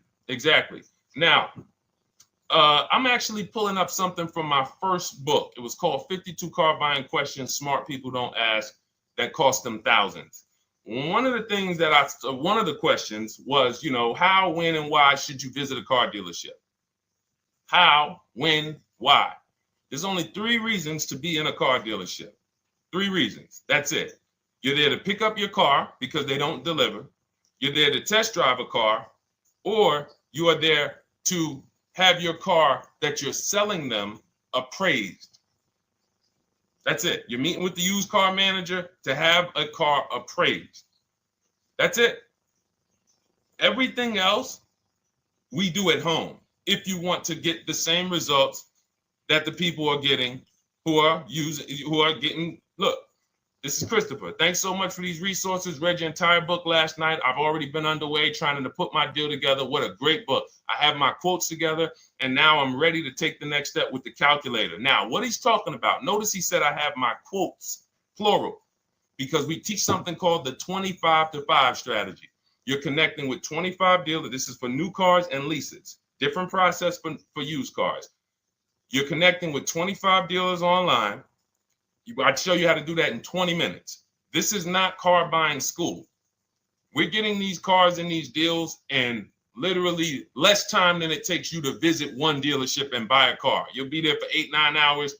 We'll put in a couple hours over a couple days. And I'm getting them. Eventually, you'll be able to be as quick as me. I get cars in 60 minutes. Does not matter what I want. 60 minutes. If I'm following up on a deal a couple of months, maybe 90 minutes is going to take me. You'll get there eventually, but in the beginning, take you a couple hours from home. Because what you're doing is you're creating a competition. You're using the internet to create a competition. So we get 5 offers on every car. We will not buy a car without 5 offers, because the only way that you're going to see the 80%, we call them the 80%. That's 80% of dealers that are overpriced. The only way you're going to see that is to get 5 offers. It's going to blow your mind. That's when the veil is lifted. The first time now, if you want to do it your way, you want to call around, get the offers, call around, ask for it, try to not, fine, do it that way. As long as you talk to enough dealers to get 5 offers, because then you're going to see, whoa, they've been playing me. How is it that I'm shopping for the same car? I called and got the same. I called on this Hyundai Sonata. One dealer's telling me it's $480 a month. One dealer's telling me it's $450 a month. One dealer's telling me it's $420. One dealer's telling me it's $375. Another dealer's telling me it's $340. That's when you know you did it right. So and here's how you know you've done it right. If you don't see a $3,000 to $5,000 spread from your best offer, which we call the 20% dealers, to the worst offer, you didn't shop correctly. We have people all around the country, We've been helping people since 2021. In fact, during the pandemic, we had people really killing it because they were selling their cars for 7 grand, 12 grand more, putting that equity in their bank, doing leases, no money down. So it was a phenomenal time for people who had cars to replace and were making dealers bid to get their new cars. So doesn't matter the market. But until you actually do it, you're not going to, it's harder for you to believe it. You get what I'm saying? It's harder for you to believe, wait, you mean 8 out of 10 dealers are overpriced? 8 out of 10. That's why you must get 5 offers for you to see, wow. My highest offer is $200 a month more, and that's my local dealer. That's the dealer that's 20 minutes away, because oftentimes some of your closest dealers, when they see your zip code, they'll be like, oh, this person is not going to shop us. Let's give them this offer. It's that dealer that's 45 minutes away, an hour away, when they get your notification on their website and they're like, whoa, okay, this is a person in our competitor's market. Let's take this deal from our competitor. It's going to blow your mind. And then it'll be changed. Right now, you're just being exposed to the information. And the same thing on used cars. The best value used cars are $3,000 to $5,000 less than the highest price used cars. It's just what it is, because 80% of dealers are going to, even when they say it's their best deal. Who's had a dealer say that to them? That's our best deal. That's the best deal we can do. Listen, that's the best deal we can do. Who's had that? Raise your hand. Who's in their car buying purchase, in their shopping, has heard a dealer at any time say, hey, that's it. That's the best deal we got, right? They're not lying. They're just not going to do, they'd rather you leave and they'll sell the car to someone else. Because they're like, we're not going lower than this. But here's the thing, their competition will. That's their best offer. It's not their competition's best offer. So it's very important to understand that. Okay? All right, let's go, Dolan. Let's keep it going. Next question. Oh, good day. I'm glad you got the book, EJ. Use it. Win. Send me your success stories. Continue to just follow it step by step. Ask yourself, what step am I on? It's like a checklist. Boom, that step's done. Go to the next one. Boom, check. Go to the next one. Hey, I'm looking for a car right now. I have 7 to 10 grand. Which way should I go? Well, I mean, if that's your budget, you probably can look for, and this is not what I teach, but I do have we call this a smart car. It's not that type of smart car. The little one stands for saving money at the right time. And if I got 7 to 10, what I'm looking for, I'm on Facebook. I'm looking for something. See, and this depends on what you need. See, needs, you pay for 5 things in a car. You pay for 5 things. Remember this. Size. So anyone who's like, oh man, I need to save money. Here's what and let me actually tell you why I want you to know this. When I was in Mercedes-Benz, right? We had people come in. I remember a woman came in. She's like, okay, I got kids. I need the one with the 3 rows. All right. So she needed the one with the 3 rows. We go through it. We pick it out. Once we get her a price on it, it's way outside of her budget. Now, here's what she says.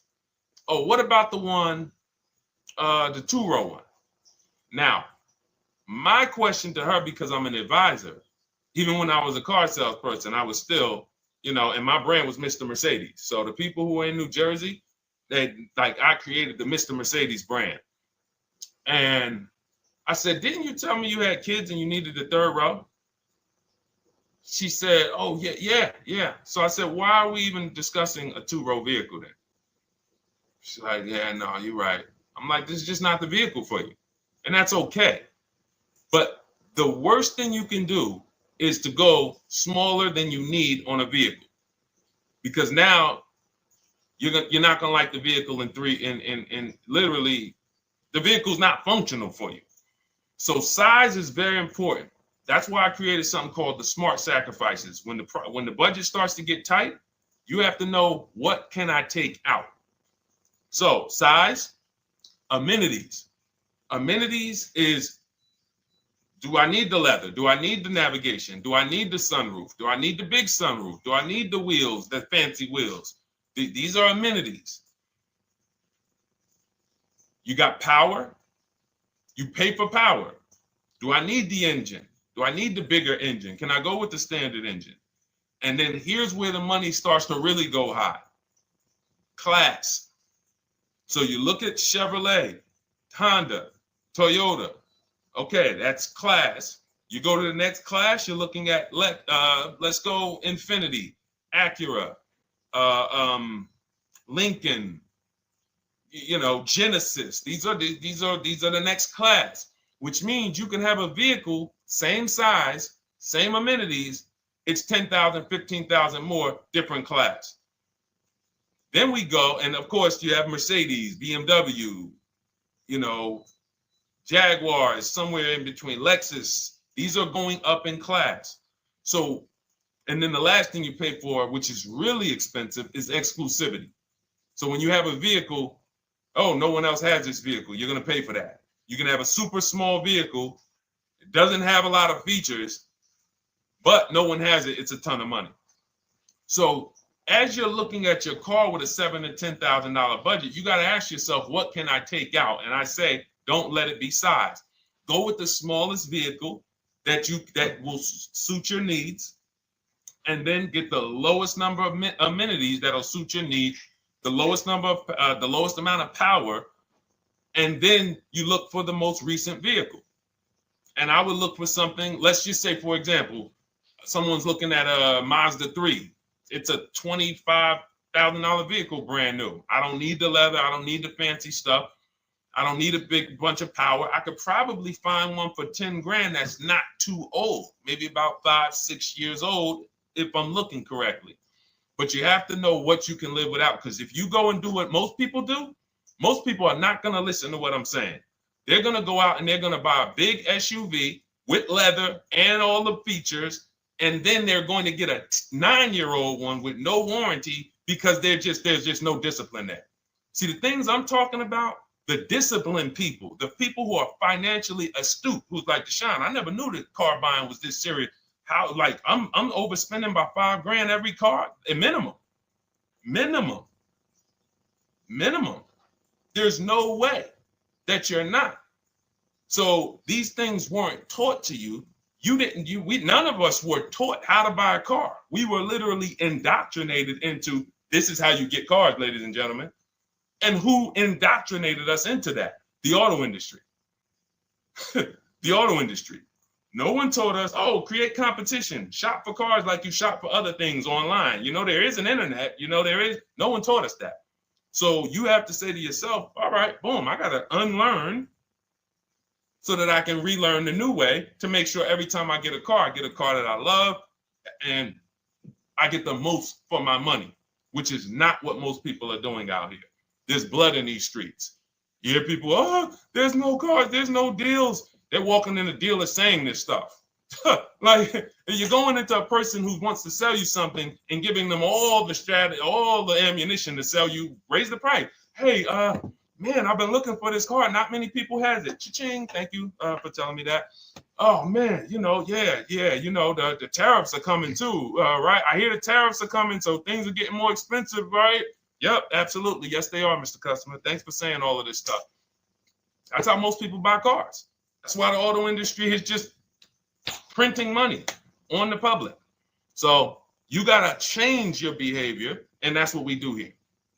And it's easy, and it's fun. You look at the people. Look, and we'll take some more questions because I see we got one that just came from Nurse Gregory. I got you on TikTok. So this is our Monday, May 12th live show. So we are live. You can feel free to type your question. We rebroadcast this show throughout the day, but we are live every Monday through Thursday at 12. So, but look, when you look at the confidence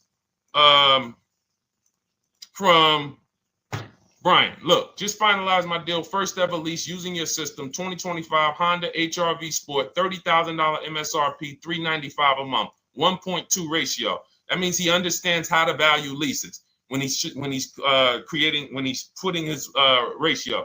12,000 miles, 36,000 miles, 36 months, no money down. Initial quote was 434. Then he used our calculator, and the counter offer came down to 394. Listen to the confidence. Look, I bought your book, use your system, just closed my deal, have positive results to report. A caveat is I wanted a newly released 2026 Genesis, not even out yet, not even out, GV70. And there are no incentives. I could have gotten incentives on the 2025. However, I wanted the 2026, was willing to pay. I reached out to 20 dealers. We show you how to reach out to 25, but on a Genesis, may not have been as many dealers because it's more of a luxury brand. They haven't built as many dealers for Genesis yet. He says he received 9 offers. Look, that's how we know when you're doing it right. 5 offers, 9 offers, 7 offers. How many offers do you get? Thanks, y'all, for running those likes up on TikTok. Could y'all just keep double tapping the screen every time you hear something you like? You're going to see those likes continue to run up. See, this is it. I'm happy with this. Look, he gets an $815 a month payment on a $58,000 vehicle, 1.4. Now, again, 1.4 is incredible value when you add up those payments relative to the MSRP and taxes. Our goal with leases is to be under 1.5%. Now, I know for a fact he could have gotten about 1.2 on a 2025 Genesis because I just saw a person who's using our system get that. Phenomenal deal. But he wanted that 2026. So he gets his bids. And again, until you see the other offers that are 150, if every single time you get a car, you're not seeing $3,000 to $5,000 minimum from the car you get to the other offers that were offered to you, then you weren't shopping correctly. And again, if you want to do it yourself, you want to call around to get quotes, feel free to do that. We do this all online without talking. Who doesn't like to talk to dealers? Type me in the chat. You don't like to talk to dealers. So the people who are using our stuff, they're not going in trying to remember, oh, I'm in the dealership now. Let me say, what did Deshone tell me to say? All right. Oh, man, I'm not supposed to tell them about my trade-in. That's old 2005 stuff that car dealers been on. We've been knew about that stuff, that you were holding your trade-in till the end. That's why we're going to ask you questions that you're not really ready for. Hey, Paul. Hey, good to see you, Paul. Thanks for jumping in, coming in today. The car you drove up in, whose car is that? That's what you've been driving for a couple of years? Yeah, okay, yeah, that's yours. Okay, perfect. So we are already trained to ask you questions that we're going to get the information. So the only way, I'm not training you to go in and do battle and negotiate with someone who negotiates 3 times a day, 5 days a week. When you step back, start making dealers negotiate with themselves. That's what bidding is. You're going to see, whoa, it's easier to save money from home than it ever was going in a dealership. All right. Good to see you, Jamel, on YouTube checking in. Good to see you, Paul, on Facebook checking in. We are live on Facebook, Instagram, YouTube, and TikTok. And for those who, hold on, let me see. Do I got any sharers? Who shared the broadcast? Raise your hand so far. Raise your hand so far if you shared the broadcast with a friend or if you hit the share button. Nurse Gregory? All right, Nurse Gregory, send me a DM. You got a free copy of my book. Let's see. That's it. I don't think we have any. No, if you share now, it's too late. So I wanted, let me see. Because Nurse Gregory, you have been on the show for a little minute. See, I do that stuff every now and then. I do that stuff every now and then. That's why when I ask you guys, to help me get this message out so we can help more people, you never know when I'm going to just say, you know what? You got a free copy of the book. So, I ask you guys to continue to share this broadcast so that we can help more people. This is not about because follow me. until most of the country is actually shopping from home, it makes our job shopping from home a little bit harder, because literally dealers know on a weekend, they come to us on Friday, hey, how many appointments we got? We got 200. 200 over the weekend. So they expect you guys to walk in. So until that goes from 200 to 100, and they're like, whoa, what's going on here? Whoa, people are not really walking in anymore. We're getting half the appointments. Oh, wait, what's going on? We only have 50 appointments. Memorial Day weekend, we got 100. We're normally at 300 appointments over a Memorial Day weekend. So until we start doing this collectively, it's hurting. It makes all of our jobs a little bit harder. So that's why I appreciate the people who share the broadcast. Yep, send me a DM. Okay, so let's go. We got more questions coming in, so pull them up, Dolan. Let's go. And this whole stream is sponsored by my new digital book. It's called Cars from Home: 7 Steps to Saving Time, Money, and Avoiding Dealerships. It's already 5-star rated. And, I'm reading a couple of the testimonials. Thank you to the people on Goodreads who reviewed that book. Thank you so much.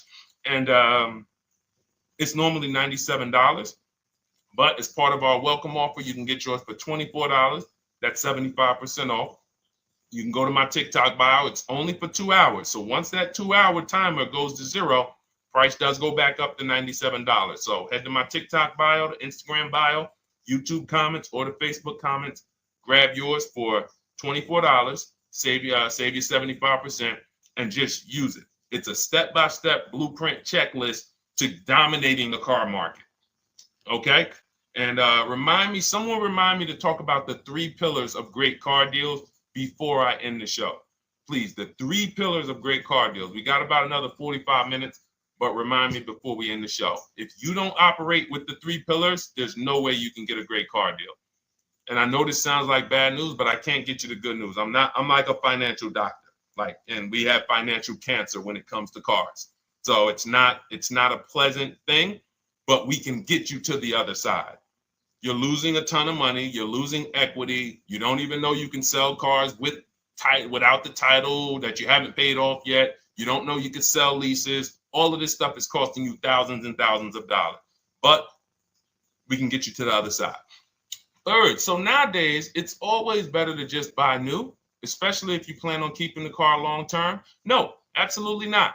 If I'm keeping the car long term, there's something. So step 1 in our book is called the 8-year rule. It's the 8-year rule. Who's always wanted to know what's better, buying or leasing? Type me if you've always been like, Deshone, I hear about buying, I hear about leasing. When is it better? When is it better to buy? When is it better to lease? Who's had that question? We have an anchor called the 8-year rule, which answers the question. The next car you're buying, how many years are you planning to keep it? Type it in the chat. We had a bunch of people that said they'll be shopping. The next car you're going to be purchasing, how many years do you plan to keep it? Okay, Nurse Gregory, I see 5. Okay, let's get some more answers. How many years do you plan on keeping the next car you are going to purchase? 2 to 3 years, Jamel Singletary. Perfect. Good to see you, Jamel. Rain King Leo on Instagram, 2 to 4 years. Perfect. Okay. Paul on Facebook says as long as possible. You got to go with a year. See, that's the reason why. See, the longest possible, well, give me a year, a number of years, because you're going to see people be like, oh, I plan on keeping that car, and I didn't do the research to even find out that the car wouldn't last that long.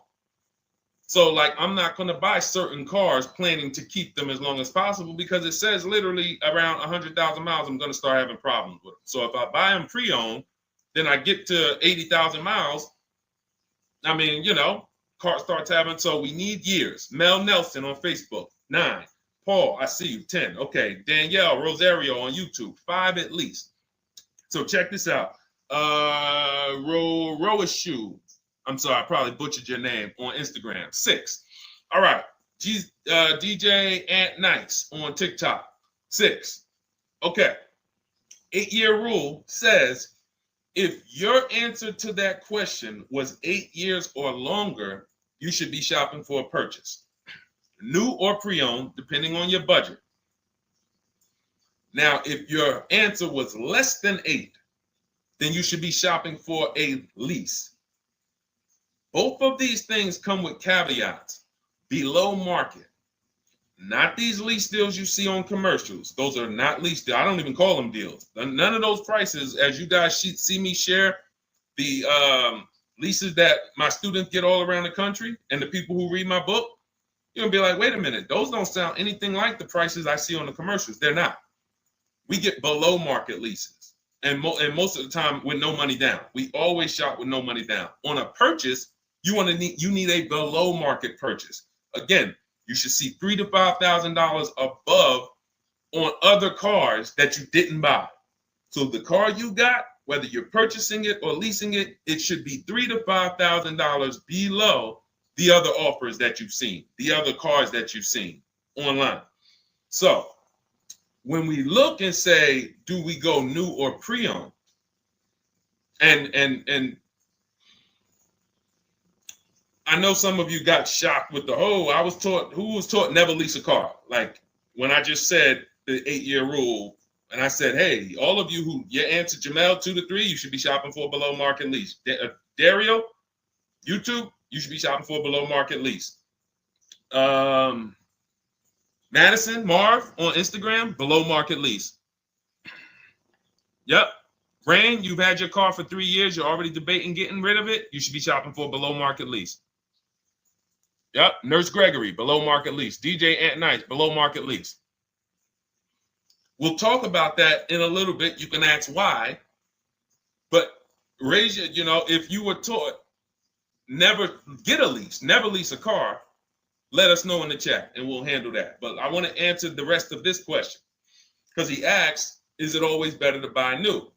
So if his answer, for those of you who said, I'm keeping more than 8 years, I'm not breaking the 8-year rule, I'm shopping, don't think about leasing.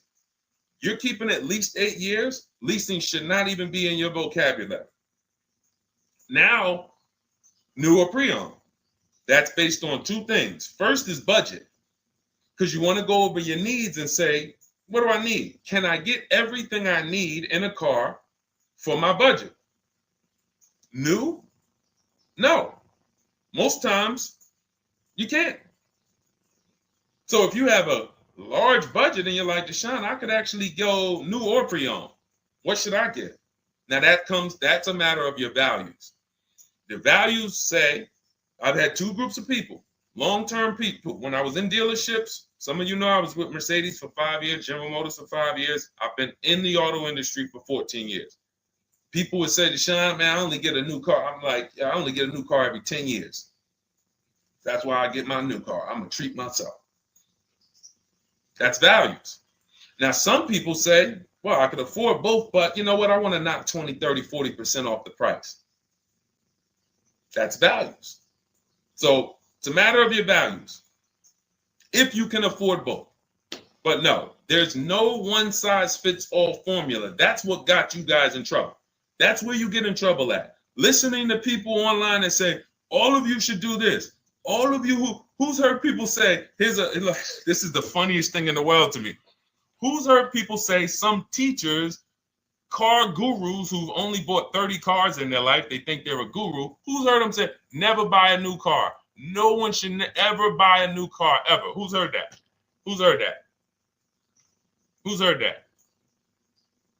I'm going to tell y'all how funny this is and how bad this advice is. And one day, I would love to be on a panel with like people who talk cars.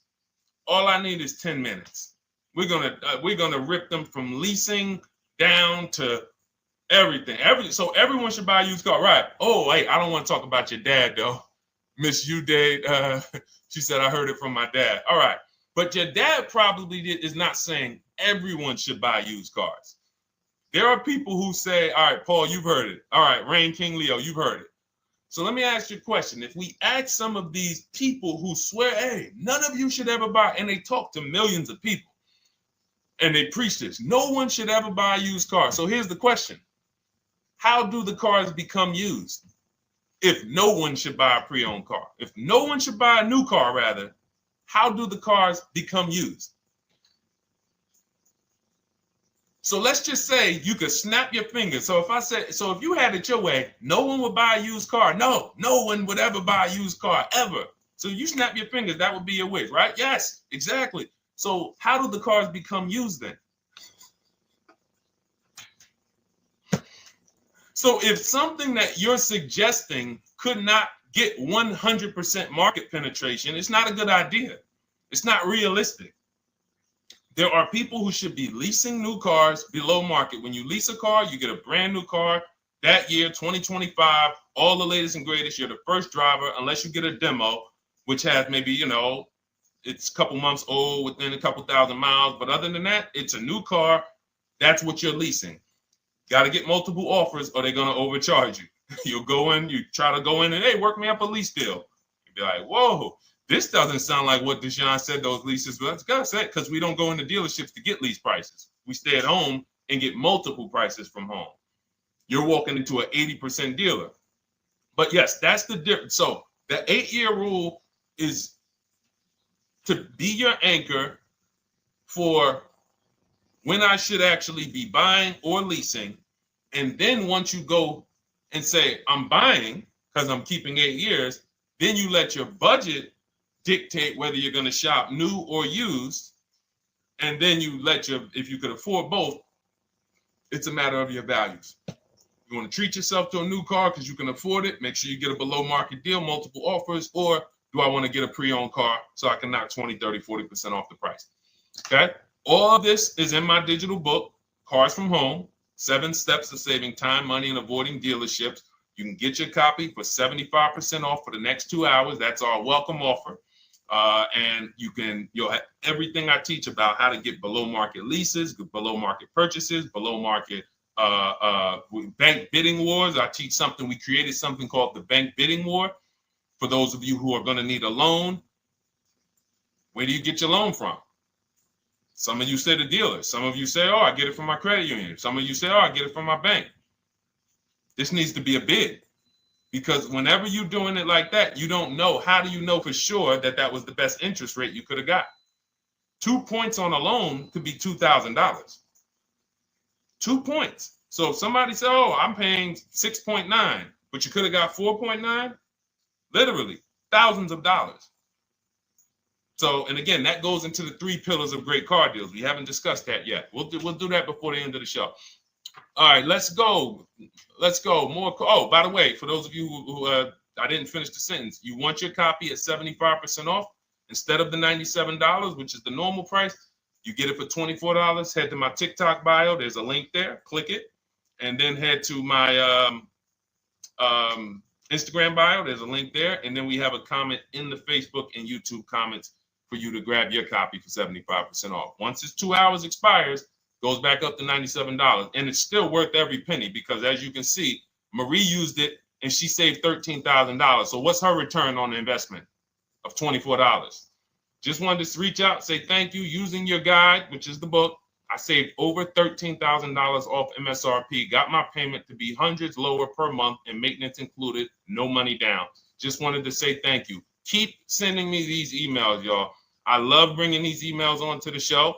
Like our world, that what we do with these cars it's a whole different world. Like that's a great show, but it's also our life. Like different, it's a different world. We operate in a different world.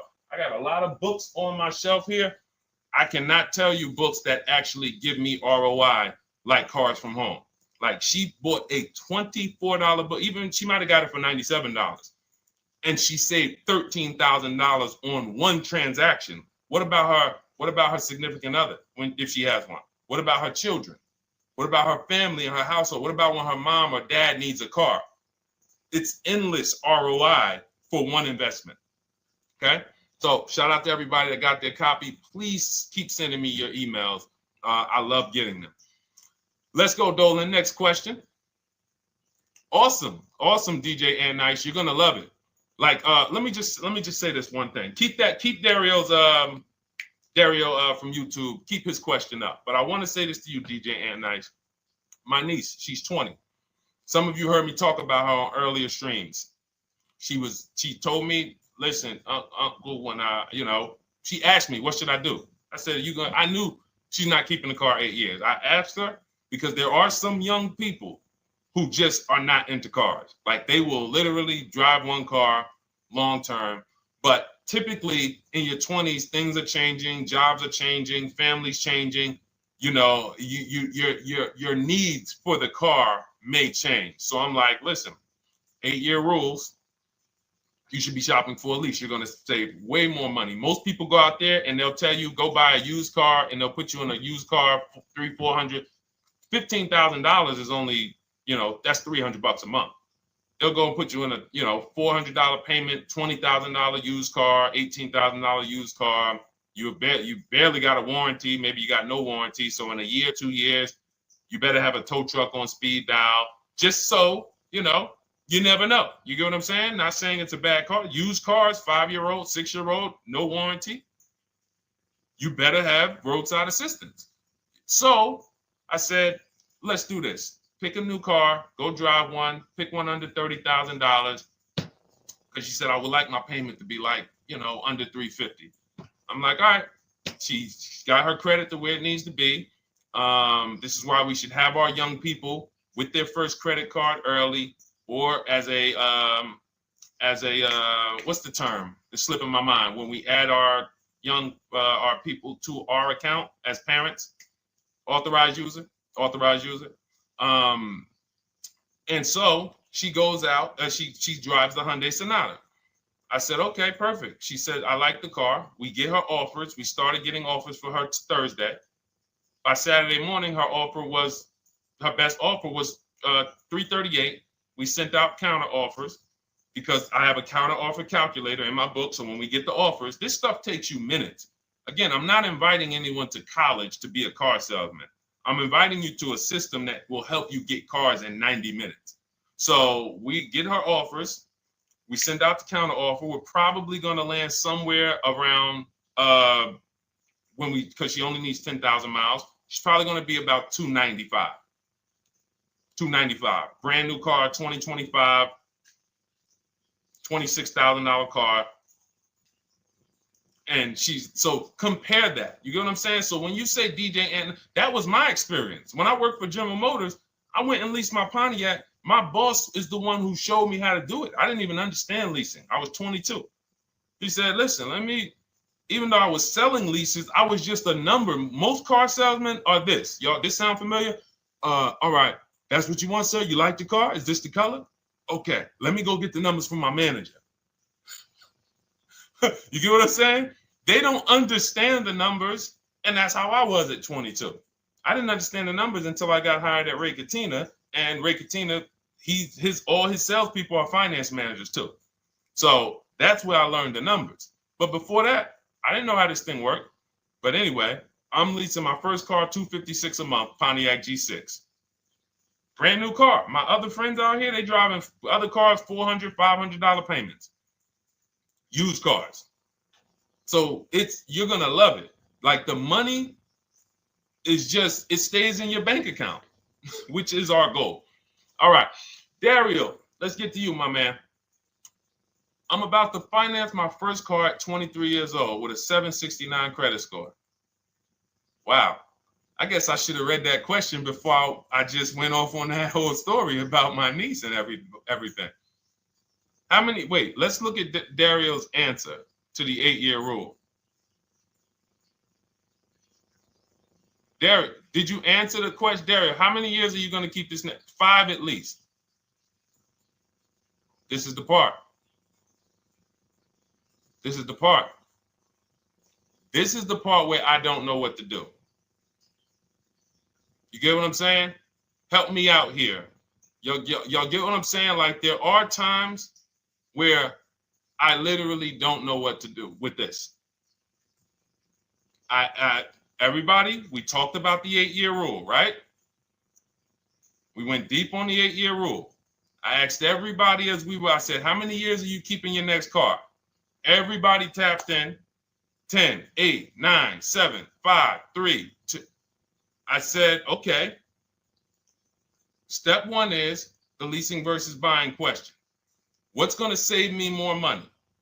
If you are not keeping your car 8 years, you are absolutely overspending by not getting a below market lease. Then, which I didn't even count on, DJ Ant Nice comes and says, hey, man, you talked me into getting this lease because I want to save the most money possible, and I'm not keeping the car 8 years. Then I walk you through a scenario where my niece, her first car, she's 20. She's about to lease a brand new Hyundai Sonata, and her payment's going to be $295 a month. Add that up, $295 a month for 3 years, $295 a month times 36 is $10,620. That is her payments over 3 years.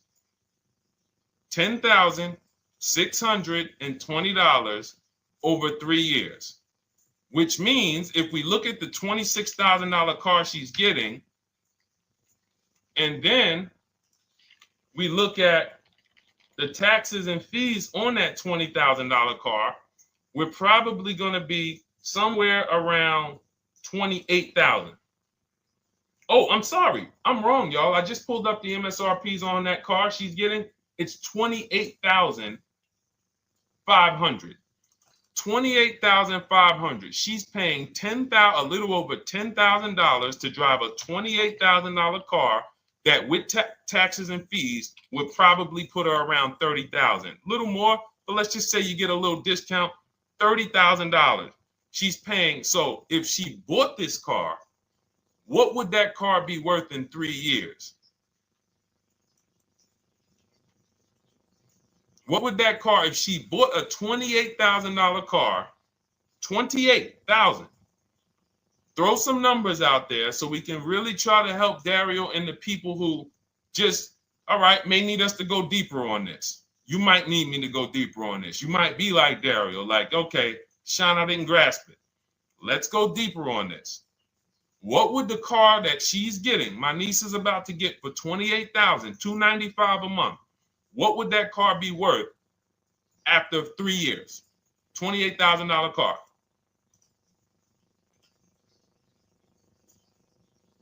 KJ Wonder, it's in the bio. Just click that link in the bio and you'll see a link that says $24 welcome special. Go grab it and come on back to the stream.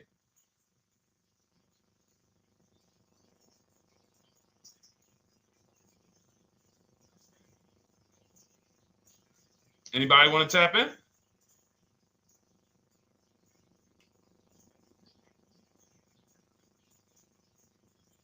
Thank you, DJ and Nice. I don't think that's right. So a $28,000 car after 3 years is worth 23? No. That's not after 3 years. That's probably like 1 year. After 1 year, it'll probably be worth 23. 15K depending on the brand. Paul, I think you're gonna lose more than. I don't know one car that sometimes like I don't know one car that depreciates $8,000 in 3 years. So I'm a conservative person when it comes to my numbers. That car is like, let's be real here. You don't buy a Hyundai Sonata, come back in 3 years, you paid $28,000 for it, come back in 3 years and they give you 20 for it. It's going to be more like $13,000, $15,000. What if you have an accident? You get what I'm saying? So, and unfortunately, you know what's hard about this?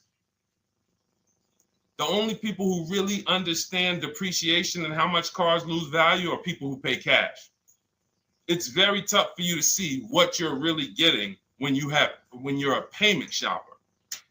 But as someone who never, listen, people would love to go into a dealership, get a car for $28,000, come back in 3 years and get $20,000. Come back in 3 years, get $18,000. I only lost $10,000. That doesn't happen. That's why people come back in 3 years and they're like, that's all I'm getting?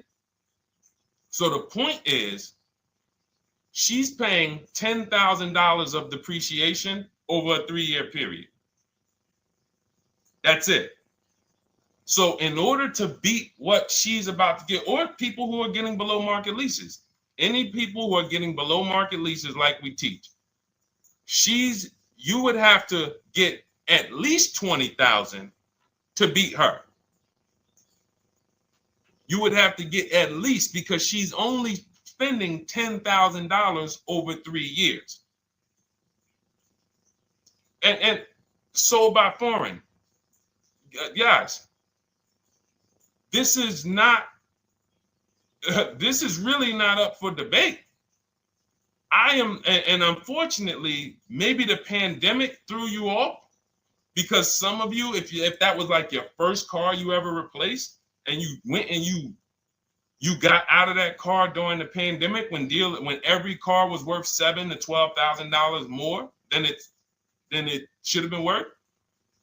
You can't do that today. And we had people right after the pandemic writing me saying, oh, yeah, I'm going to do this, and then I'll go and trade that and get all my money back like I just did before. No. That was a very rare case of limited supply, the supply chain of cars. Now, we might see that again with tariffs. When tariffs come, we might actually see our cars appreciate, because the whole new car market is going to be more expensive. But cars are not, literally the depreciation curve on most cars are 15% the first year, sometimes 20, another 15% the second year, 10%, 5%, and then it gets smaller. Once you get to about 7 years, the depreciation starts to cool off. You're losing 50% of the value in the first 5 years. And if you drive a lot, you're going to lose it quicker. So when we look at paying a small amount of money for a expensive car, that's what leasing is. So there's no, and let's wrap it up like this. If she would have bought this car, because this is really a leasing versus buying lesson. And I don't know, however deep we need to go on it, that's how much deep we need to go until some people it clicks, because it may not click for everyone. I'm trying to make it as simple as I can, which is why I'm only talking about what's coming out of your bank account. Like, isn't that what we're supposed to care about? But for some reason, some of us are thinking about other things when it comes to cars. We go into somewhere else. So let's look at if she would have bought this same car, the same $28,000 car with taxes and fees, probably about 31 and change. But let's just round it off to 30. What's her car payment, everyone? Those of you who know the rule, every $5,000 is about how much per month on a loan?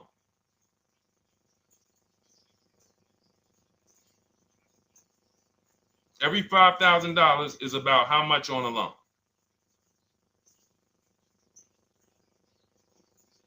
Now, every 5,000, thank you, DJ Ant Nice, you got it, $100. So again, these are videos that I make that, thank God, has been seen hundreds of thousands of times, some of them into the million.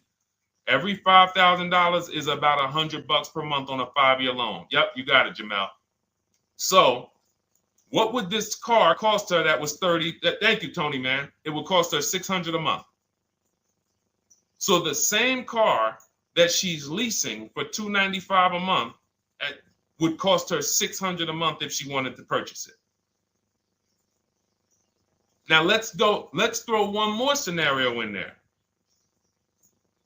Let's say she finds one for this price that yours truly said, about $18,000. She gets a 3-year-old used one. 3-year-old used car, good mileage on it, taxes and fees. She's a little over, let's round it off to $20,000. What's her payment? What's her payment for a 3-year-old used version of what she's getting new right now? $400. So where does it make sense to purchase at? Thank you, D-Boss.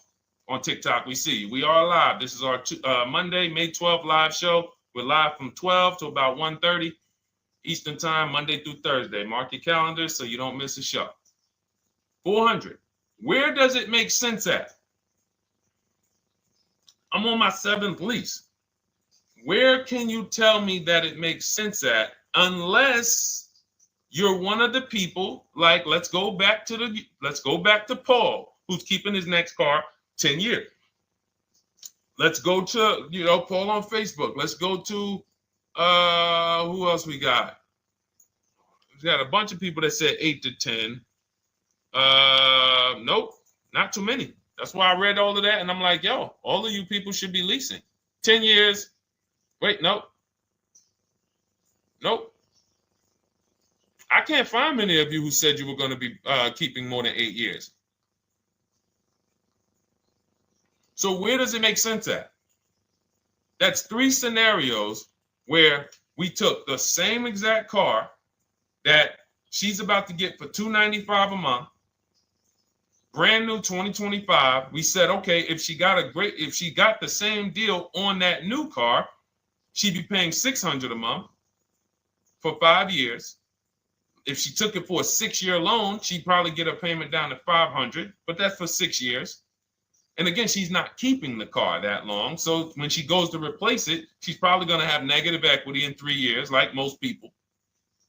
Come back, every single car transaction you do, oh, I'm replacing it. Oh, you got negative equity. Oh, dang, how? This is how.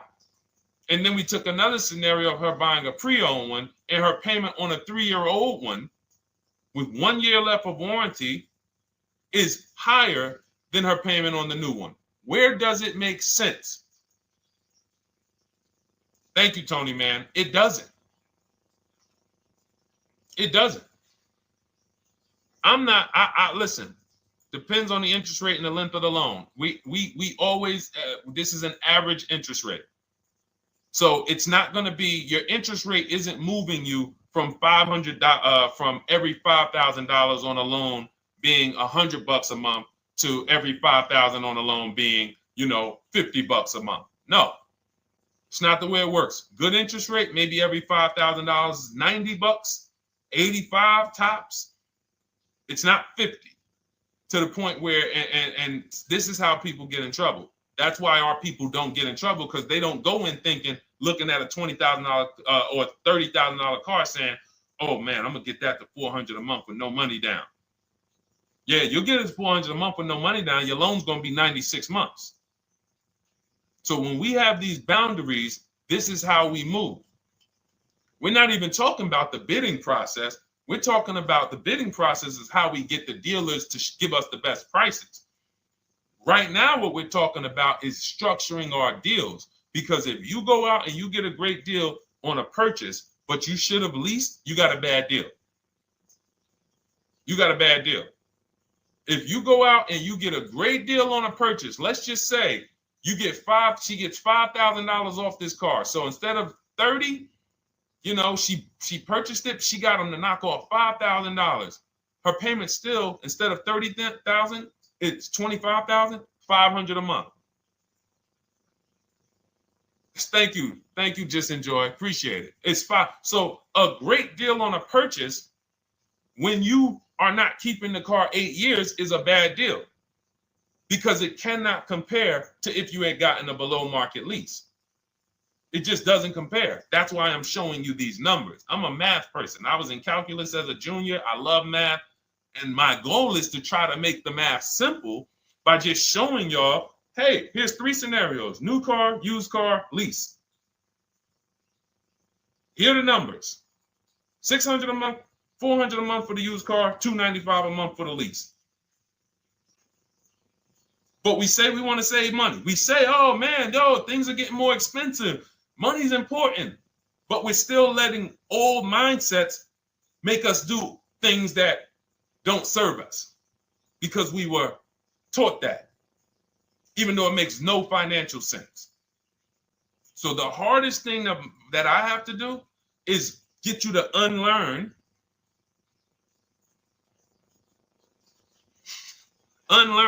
what you have been taught.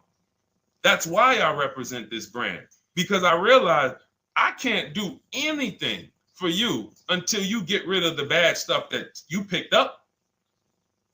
You didn't go to school and you were indoctrinated into, this is how they taught me to get cars, even though it makes no sense. It creates buyer's remorse. You leave the dealership hoping you got a good deal. I hope I did all right. You wouldn't bet a dime on it. If somebody came up to you, hey, would you bet money that you really didn't get a good deal? You would be like, oh no, I wouldn't take that bet. I don't. No, you have no confidence, no guarantees, nothing. And this is what people are still staying in. So when we talk, we're inviting you to the new way. We call it, this is the new way. And so everything that we're talking about, you can get in my literally my video, my step-by-step checklist, Cars from Home, 7 steps to saving time, money, and avoiding dealership. You don't have to worry about trying to remember this. You can literally get it in book form. It's a digital book. You don't have to wait for the mail. And the thing about the digital book is when something new happens, I update the book. Like a year ago, we had Room in the book. Room went out of business. If you had a physical copy that you had bought, now here I am talking to you about, oh, now guys, you got to get volume 2. No, I just went in, we update the master file, Room's going, process stays the same. So that's the thing. So it's normally $97, but as part of our book launch special, you can get your copy for $24, 75% off. It's a 2-hour only offer. So next 2 hours, if you visited, you'll see the timer. Once it gets to 0, the investment is $97, and it's worth every single penny. The return on that $97 will be incredible. But if you get there before the offer expires, you get yours for $24. So head to my TikTok bio, click that link, my Instagram bio, the YouTube comments, or the Facebook comments. We have a link there for you. Grab your copy for 75% off. All right. All right, Dolan, let's go. We got time for a couple more questions.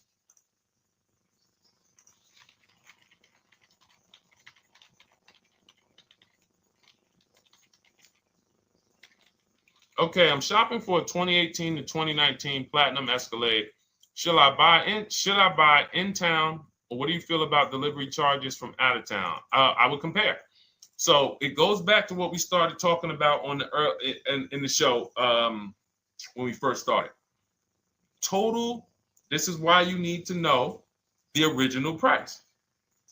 So when you know the original price, what you're looking at, and this is everyone who's shopping for a used car.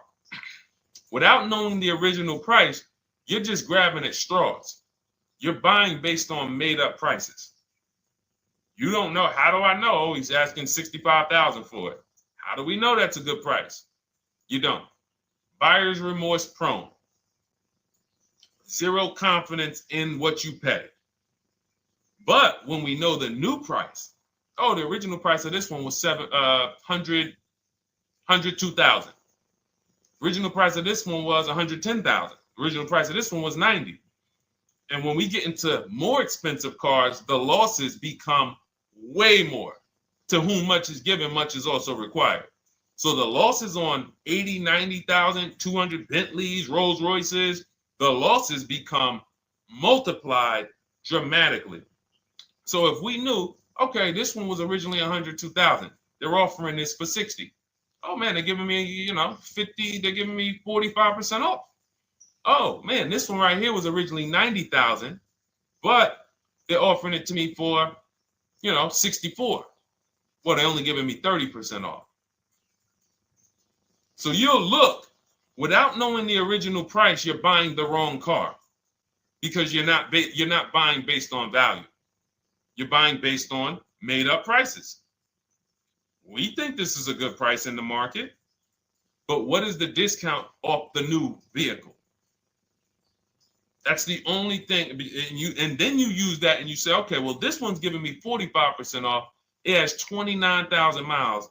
This one's giving me 30% off. It only has 15,000 miles, and you can judge more accurately.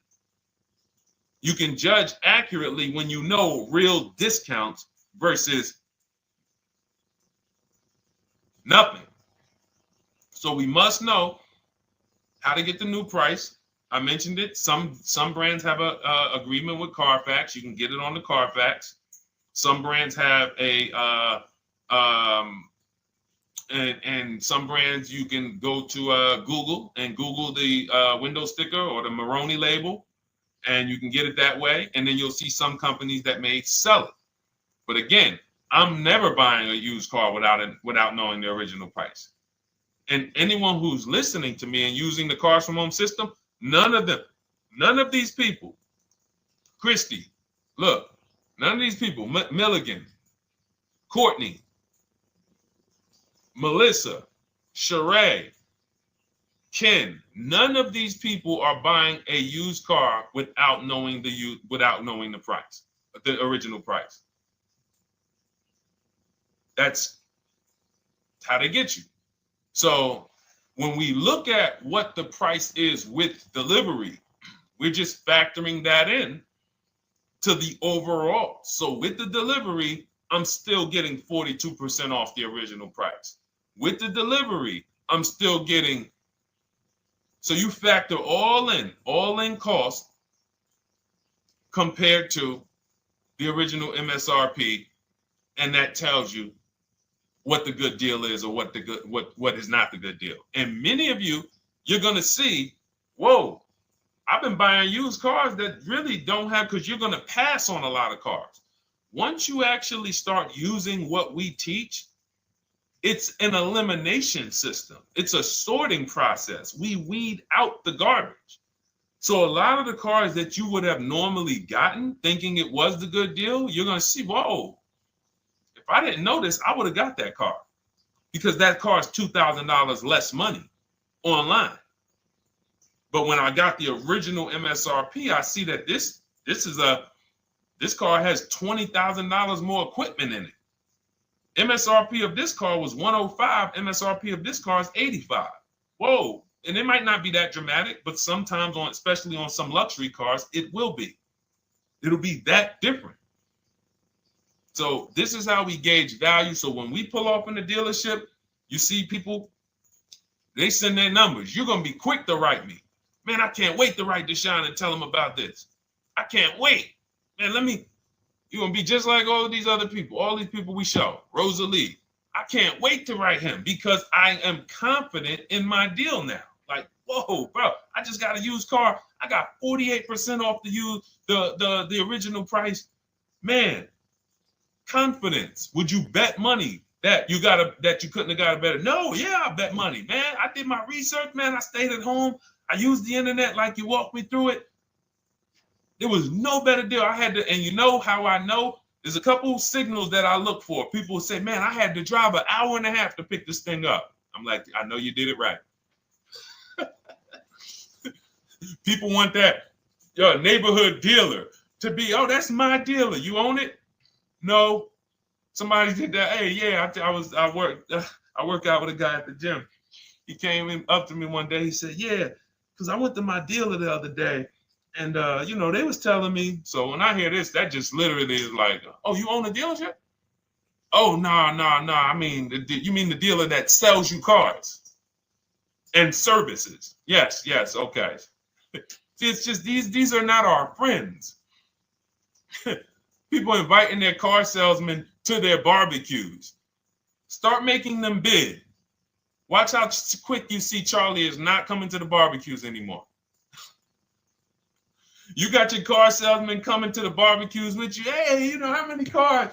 Oh man, this is Charlie. Charlie, let me introduce you to my neighbor Jane. Charlie's been selling our family cars for years. Charlie's like, yeah, hey Jane. Yeah, hey, listen, Charlie, how long we known each other? Well, I knew your grandfather first. Yeah, listen, Charlie, hey, watch you start one transaction where Charlie gets a message, your message from online. Hey, this is Nicole Stewart. I'm looking for this car. We have all of these templates in my book too, so you don't even have to think about what you're going to write. You just copy and paste them. Hey, phone's going to be ringing for him. Now, we use a shopping email and a shopping phone number. We never give the dealerships our phone number. We don't want dealerships coming to our personal phone number. We use a Google Voice and we create a brand new Gmail.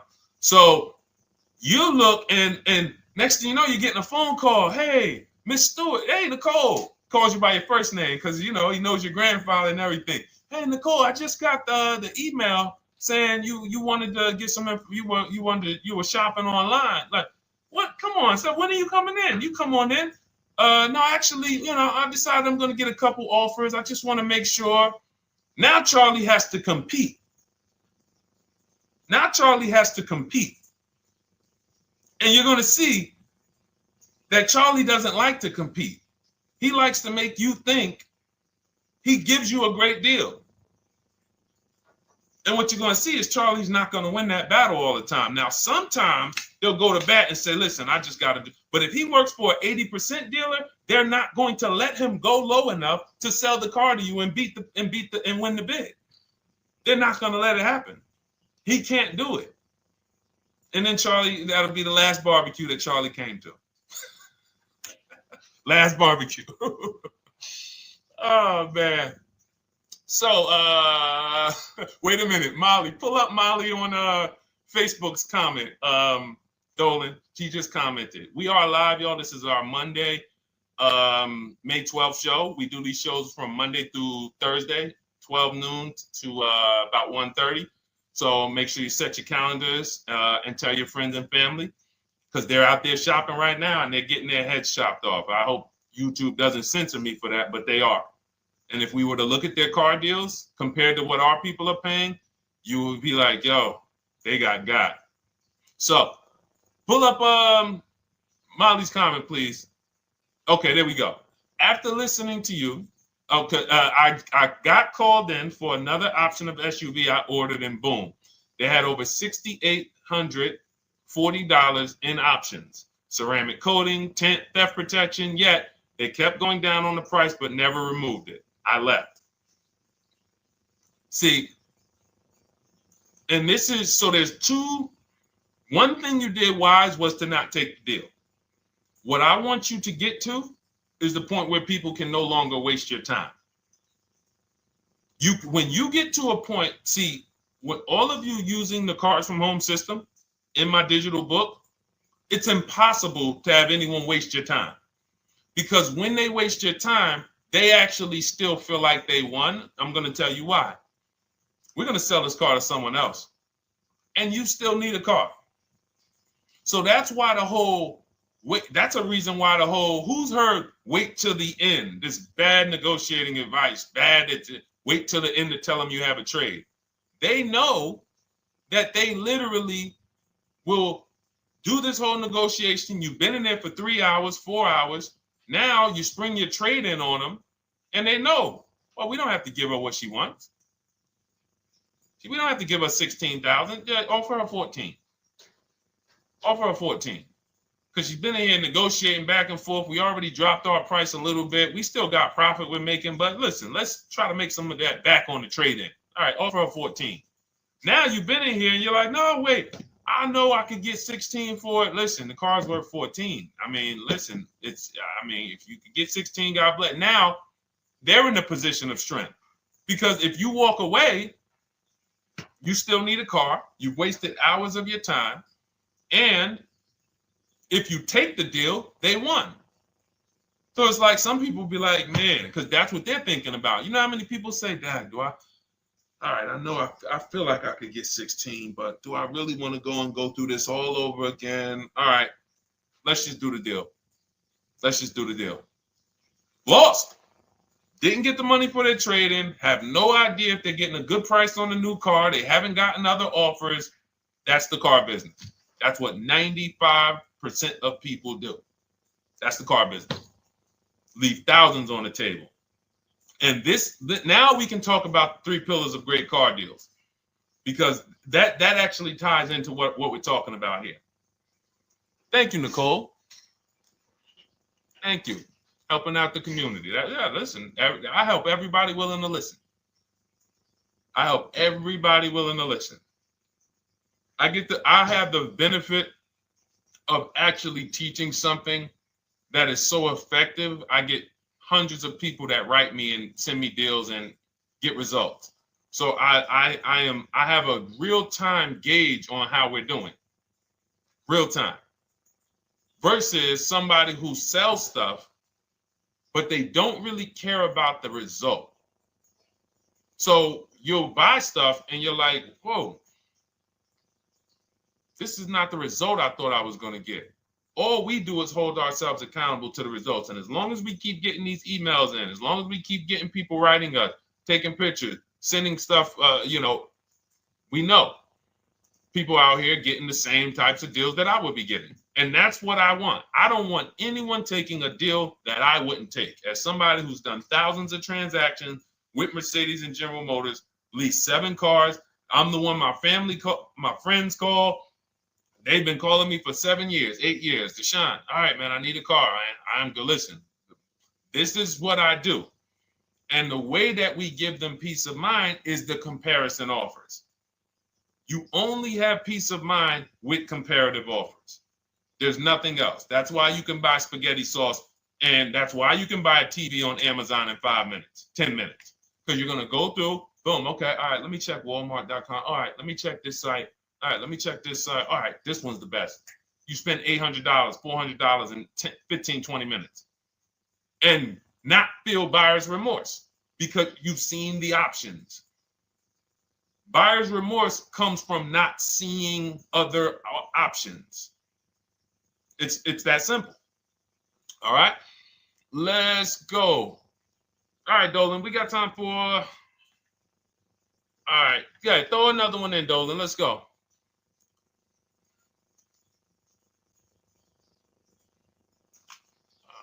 right. Okay, 2015 Mercedes-Benz C-Class C300. Hey, wait a minute. R. Hunter Photography. Just got the book, and I'm looking forward to reading it. Congratulations. Everyone who got your book, just type book in the comment section.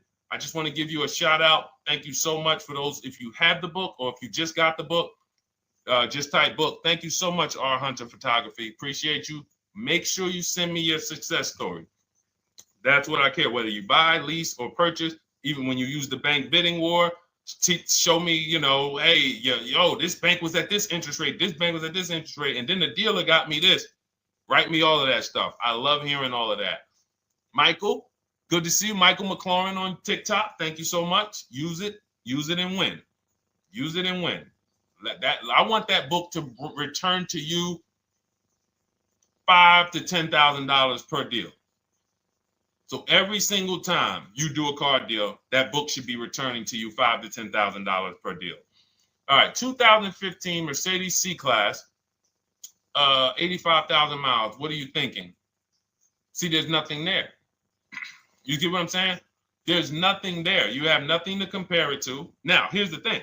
We teach something in the book called, and we still got to go to the 3 pillars of great car deals again. But there's nothing, we teach something, there's no boundaries in car buying. There haven't been no boundaries. For example, let's talk about the most expensive purchase most people make. Now, in this case, sometimes it's people's cars because people aren't buying houses as much as they used to. But the most expensive purchase people make is their house. Would anyone on here get a 40-year mortgage? Anybody? Yes or no? Thanks, EJ. Enjoy the book. I can't wait to hear from you. Anyone? Would anyone get a 40-year mortgage? Anybody? We got smart people on here. Anybody signing up for the 40-year mortgage? No. Okay. So if no one's signing up for the 40-year mortgage, the question is why? Why? Because we know that's too long. If you got to take a 40-year mortgage, go. God bless you. Yes, go get you. God bless you. Hope she's well. And I'm glad you got your book, Daryl. Would anyone, and you don't have to worry about reading it. It's a step by step. It's a checklist. So do one step, check that step off. Next step, check. Boom. That's how it is. Because there's a built-in. It's been built into our education. You don't take a mortgage longer than 30 years. And if you want to be super conservative and you can afford it, take a 15-year mortgage. But we don't go 40. We don't go 50. They're available.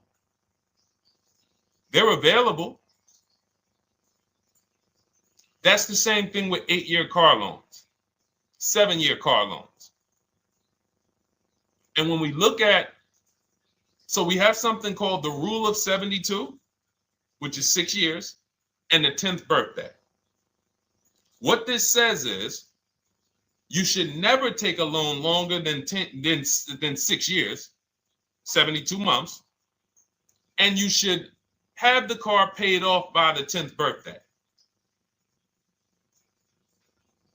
Now, why? Because when I was in Mercedes, people who would come out is two people who hate, this is actually the same person. They hate Mercedes. They hate BMW. Why? Because they had an older one, no warranty, and they could not afford the maintenance and the repairs on top of the money they were paying for it. They hate it. You ever hear people say, oh, never buy that, man. I had one of those. It was a money pit. It was a money pit because you bought one that you wanted to shoehorn your way into the car. You couldn't afford the one that had the warranty, 3 years, 4 years old, buy an extended warranty, keep it 8, 9, 10 years, pay the car off in 5 or 6, and then you have, a couple years with no payment. You still have money to the side for your maintenance and your repairs when things go wrong. No, you bought one right from the start with no warranty because you wanted to be in a Mercedes. And they come out crying. You could just see it welling up in their eyes. We know, we've seen it too many times. That's a brand that people without any affordability index, they're going to buy cars that they cannot afford because they can afford the payment. And the saying is, if you can't afford to maintain it and repair it, you can't afford the car. So we never want a car that has a loan on it past the 10th birthday. That's an affordability gauge. That means I'm looking at a 6-year-old car. Car is 6 years old. 4-year loan. The amount of the number of years on the car, and this is in my book. Nothing I'm telling y'all is me coming off the top of my head or off the fly. I'm teaching you out of my book. That's what these shows are. I'm literally, when you are reading the book, I remember Deshone talking about this on the stream. Oh, I remember Deshone said this on the show. Everything I'm teaching you on the show is my book. So you can understand. I'm not winging any of this stuff. But when you look at the rule of 72 on the 10th birthday, it says the age of the car and the number of years on the loan should not go past 10. So if you're looking at a 5-year-old car, that already says my budget can only afford 5 years old. Like I can't get 4 years, 3 years old, which means I need a 5-year loan. If I'm looking at a 4-year-old car, I could do a 10-year loan. I mean a 6-year loan, because that's under 10. If I'm looking at a 3-year-old car, I can do a 6-year loan. 2-year-old car, 6-year loan. But if I'm looking at a 7-year-old car, 3-year loan. And what you're going to see is, wow, when I use that, Deshone, I see there's certain cars I can't afford. Correct. Correct. Because you can't afford the car to begin with if you need to get a 6-year loan on a 7-year-old car. Does that make sense? Type $signs if that makes sense. Type a $sign if you're getting this.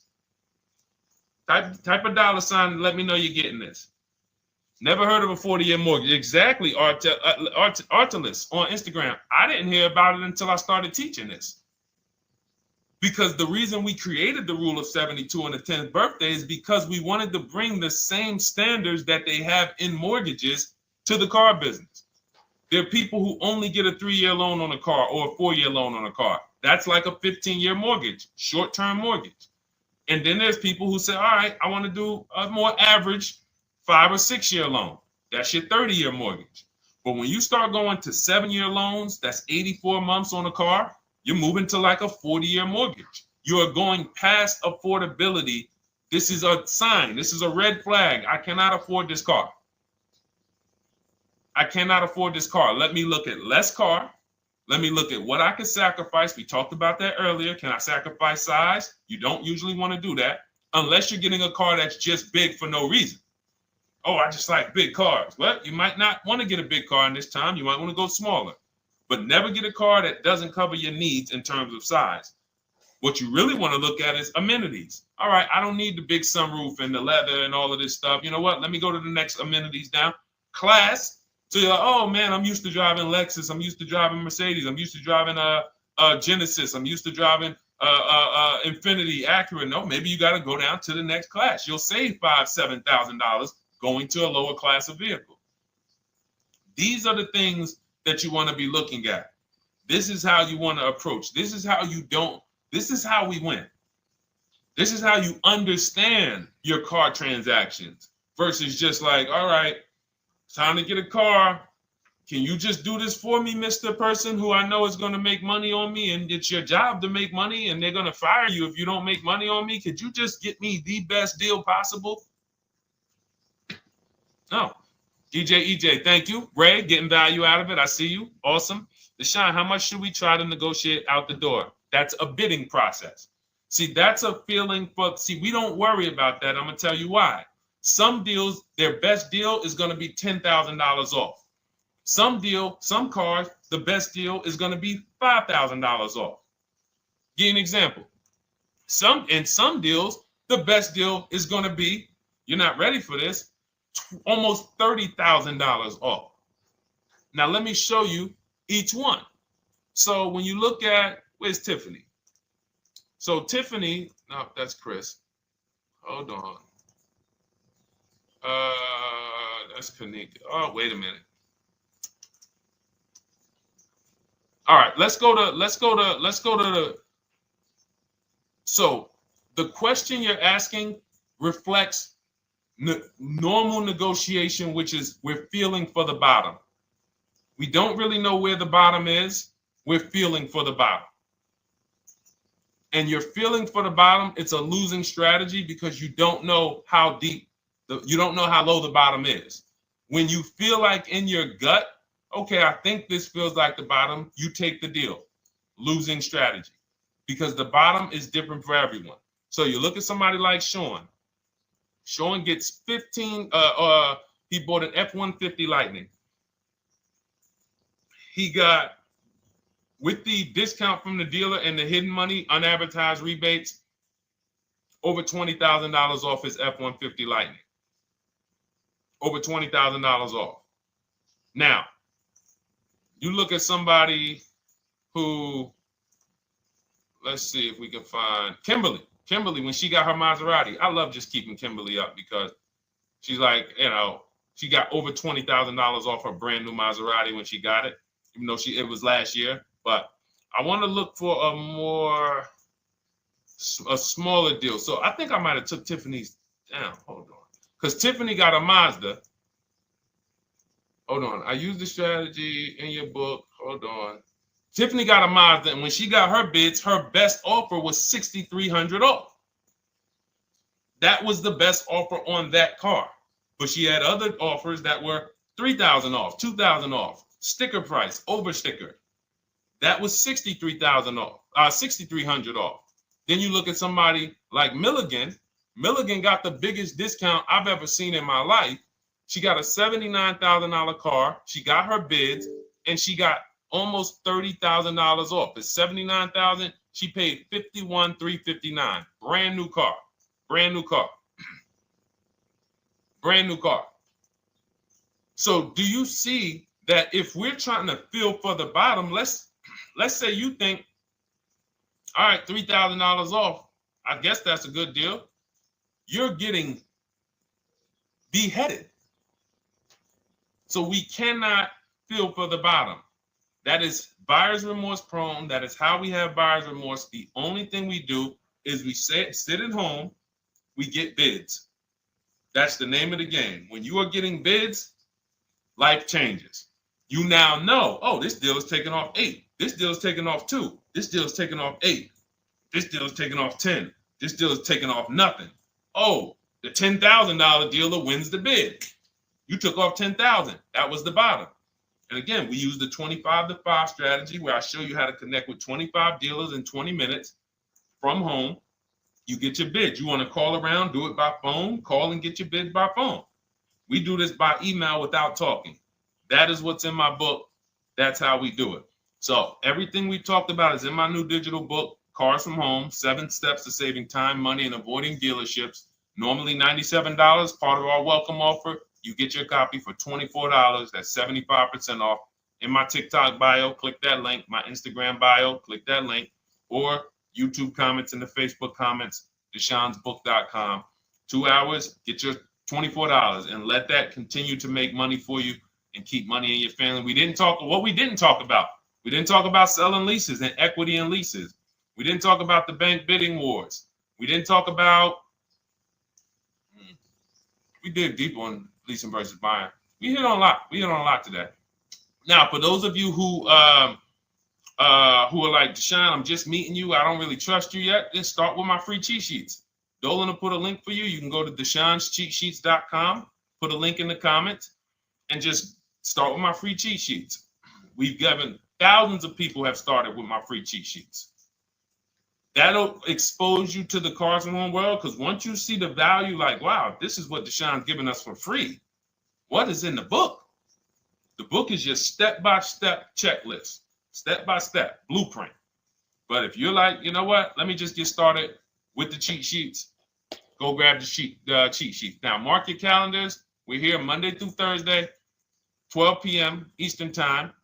Show usually lasts about 90 minutes. You can bring your questions. You might be watching this on a replay, because you'll see a lot of people ask the same question you would have asked. But mark your calendar so you don't miss a show. We'll be back, and then we'll run the whole replays all through the weekend for those who couldn't be here during the week. So I'm going to start. I might start doing something for people who bring people. Write me some ideas, because what I really want is I want to come up with something, a way to reward people who share. That's why I wanted to give a free copy of my book to our nurse on TikTok. You know, like, I want to come up with something for people that bring people, that help me actually spread this message. DM me some ideas, and I'll watch that. I can't read all the DMs, but I will certainly start that DM with, you know, I have an idea, and then I'll know that's you, because I want to come up with something specifically for the people who share. All right. I'll see y'all tomorrow. Thanks for watching. This has been our show. Congratulations to everybody that got the book. Make sure you send me your success stories. Email me when you get your cars. I want to hear all about it. All right. God bless you.